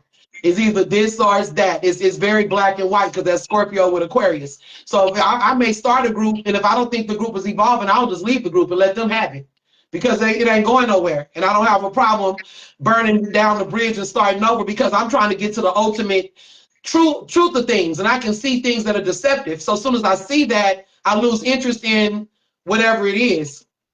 But those people that I thought were my enemies, and they still may play enemies, some of my aunts, some of my people, cousins, whatever the case, they are the devil's advocate they're like the people on the ride. Like at the end of the game, when we win the game or lose the game, they're the ones clapping. You know, they did their role. This is your supporting cast. This is the toxic mama, the whatever kind of daddy, the low down boyfriend or girlfriend, and this is your supporting cast. So they deserve a award for the role they played in helping you be that person that you need to be on your journey. Or you can just take it, go the other way with it and just be bitter about it, Exactly. So just use that as fuel for motivation, right? Right. You got don't want to see you make it. Obviously, they're threatened by the idea that you can make it because they wouldn't be hating if they didn't think you could make it. Correct. They just mad because sometimes we make it in areas where they failed at, and that may just mean living a dream. Yeah. The person that couldn't do that. So, and when the dream means doing what you want to do, you're not doing a job that you have to do because you're scared to live what you want to do. Exactly. So. And that's what we're And I think that, and I'm living proof to that. I mean, people don't know a lot about me like that, but I do my stuff. The ones that do know, this is what I do every day. So I left banking and real estate to be a tarot reader, a spiritualist, and all of that. So being in alignment with the path. I had times that was rough, but the door kept open because I continued to be consistent. And this is years. It's not like overnight. Like some people just start reading cards a few years ago and they in competition with me like, oh, I want to do what you're doing. But I've been doing this 23 years. So it's like I deserve to have something like that, because I had to do it. I couldn't even do it like this at one time because it was so taboo. People were so against it. So if you keep on doing anything, that's why I tell people, you're going to land somewhere. You're going to land somewhere if you keep shooting that star and staying focused and you in alignment with purpose. That's what Ori wanted for me. Now, did things go wrong? Heck yeah. Because some things don't unfold exactly how you think it's going to play out. I might have thought we was going to have a temple for the goddesses and everybody going to be, those things didn't manifest, but other things are manifested, so. But thank you, Kephra. I appreciate your energy so much, brother. I'm gonna have to really bless you, and I appreciate you for blessing the platform. It's a beautiful experience, and here's the thing too, for those who are interested in me doing like a consultation, I'm here to do that. Okay. So for those who their orishas are, that's one of the things I do. I can tell you who your orishas are. You can do the head readings for you guys. So if anybody is interested in the African readings and to get the head deity, this is the man right here. Okay, tap in. Sure. Also, if y'all wanna know how to make a donation, y'all know my stuff is in my Cash App is already posted. But if anybody want to bless Brother Kephra, also tap in with him, or you can write your Cash App in the comments. It may be somebody to catch the live later that wanna, or even follow up with you. They can follow you or whatever from the link also. So just make sure we have a way to contact you. And well, I know how to contact you, but And the same here, if y'all have any, we're both spiritual teachers. So if there's questions you guys have and we didn't answer them here, make sure you do reach out and and we'll tell you what we can, try to help you guys. Not try, we're gonna do it. That's what we do. That's what we do. Brother Kephra, especially some of the men, who may want to go to abroad. The women, it don't matter, there's no gender in it. We just, just whatever you are comfortable with. He's gonna help you on the road of getting to that path with the orishas. For sure. It's great. Once again, you know what I mean? And, like I said, if you want to talk some more about that shoe, we can have a part 2. Ashe. Oh, yeah, for sure. Oh, man. What else would you like to build on about Esu? We'll think about that because it's a lot we can go in. We can talk about some of the crazy experiences with Esu. Yeah. I would like to also tap into Ogun. I'm going to give you another brother that's going to just blow you away. He's a brother from Africa, and he don't have a lot of viewers. I wish I could get him to build with us, man. He only be having like 88 views and stuff, and he's been out for about 9 years. I mean, the brother got some deep stuff on there, and he really got me to see Ogun in even a different way. That's why I get that never let your anger supersede your intelligence, because that's the whole lesson of Ogun. But each Orisha has the lessons like that, because we didn't even tap on that, but Esu was also connected to blood. Yeah. Well, Ogun is, man, there's a lot to Ogun. You know Would what you I like to mean? build on Ogun? But what about the amigos? We could build on the warriors, kind of the way their energies interplay with each other or something like that. I tell you what, let's go ahead and have that for another night. We'll talk about That's what all I of mean. Yeah. because man, you know, there's so much on that about how they work in conjunction. Mm-hmm. You know what I mean? You know, especially with because I learned a lot about the warriors just working with the warriors alone. Unless You know. you just want to do a part 2 on Esu and then let the warriors be separate. It's up to you. Okay. Well, one put something in your chat. Okay, thank you. Welcome in, Janice, Ashe, and everybody else that stopped through. If you haven't got a chance to see the beginning, this is a powerful, powerful build. You know, really deep. So, you know, you guys can watch the replay. I seen somebody in the comments saying they wanted to look at the replay, so they'll catch the replay. Thank you, Stanford, Steve Bobo, Domisi, Jennifer, Alistair, Tashaka, Devin Christie, Ayodele, Steve Bobo, Michael, Justin P. Oh wow, it's a lot of people. Michael, my boy, Michael Davis. We got Curtis Withers Curtis in the building. Okay. Some of the people from the Hoodoo room, the Hoodoo Okay. room. Gerald Moore. And you know what though? The ones in the Hoodoo room, they need to be coming over here learning. Cause that stuff in there is some crazy, crazy mess in there, man. That's some I crazy mess. love to share the sisters and brothers that's doing the root work and the conjure. It's important. You know what I mean? No, They, not the hoodoo is crazy. I'm talking about some of those members in the group is off the chain. yeah. It's too much. You know, I had to get out of that. I met some great people in there though. But you're talking about 29,000 people, so you're not gonna have 29,000 same people, okay? True. I mean, it's gonna be all a bit of all kind of things in there. But I've met some great people in the group. Yeah. Yeah. I just wish the group would go further, like they would progress. You know, you got to weed out so many of the questions, but I guess it's because so many people are on different levels. Yeah. And it's a Yeah, process, you know, because what you're dealing with, a lot of the wisdom coming from grandma and grandpa being passed down, and then you got the stuff that's published. You know what I yeah, mean? Then yeah. you got that, you know, then you got the stuff that people are making up as they go. I'm just saying, crazy. I'm talking about all that troll energy. I cannot. You know, like I know brother Clarence Congo. Shout out to Clarence Congo, man. Him and the other brother Kabisi. I want to just Kabizi. I want to send a shout out to both of them because they are doing some good things for the people. And I know he's on another level with it too. But you know, that's just hey, we have to be patient. I'm Mercury. It's hard for me. Okay. Yeah. I'm Mercury. I move like This is the yes. doing the work. You know what I mean? Huh? And it's got those sisters and brothers that's doing the work. You know Oh what I yeah, mean? This for is just sure. gonna reach a lot of people. So my hat, you know, I commend them for doing the work. Ashe, For for doing the work. real. Everybody that's bringing the consciousness in, but we got to still weed out the stupidity because if not, we just putting our people back to sleep. I don't have time for that. You know, just all of that silly, goofy stuff. Can I get COVID from doing oral sex? I don't play all them little cuckoo games and shit like that. I just don't have time for those kind of off-colored jokes and none of that. You know, that's some goofy stuff that I don't deal with. So my patience is short for that type of stuff. You know, maybe I'm getting old. You know, I'm older than I look. Yeah. What you 35? You know, 35. I'm 35, boy. I'm 35.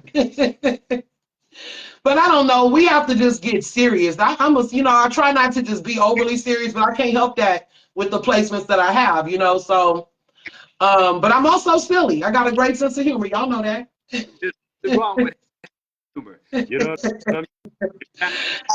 You release endorphins because we be having all kind of cortisol build up because we're always, you know, people's always stressed. So things go wrong with our body. Sometimes it's good for yourself to just imagine you got a smile on your face, and guess what? Your body will respond. Just It will. It will. Absolutely.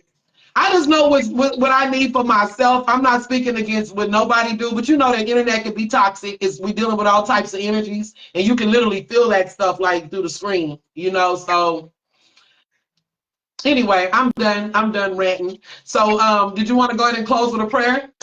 We're gonna go ahead and close real quick. You know, it was great chatting with you. Peace Absolutely. and blessings to Thank you. who also decided that they were gonna stop by and observe. Absolutely. Ashe.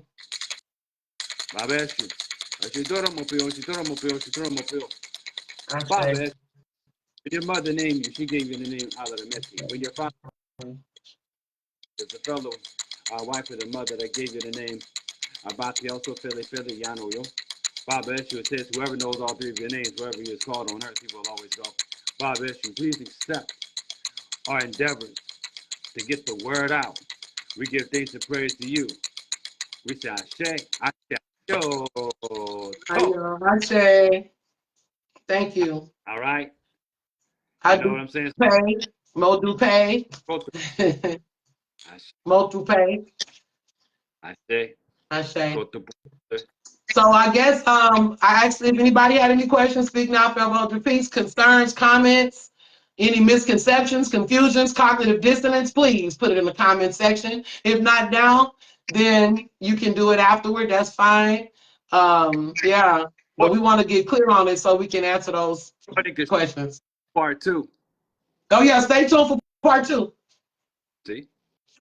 And now, Brother Tashaka, that's supposed to be our next guest coming on, you guys. I need to touch base with Brother Tashaka and see if that's still what's up. And we'll probably do a build on community and just some other things that are important.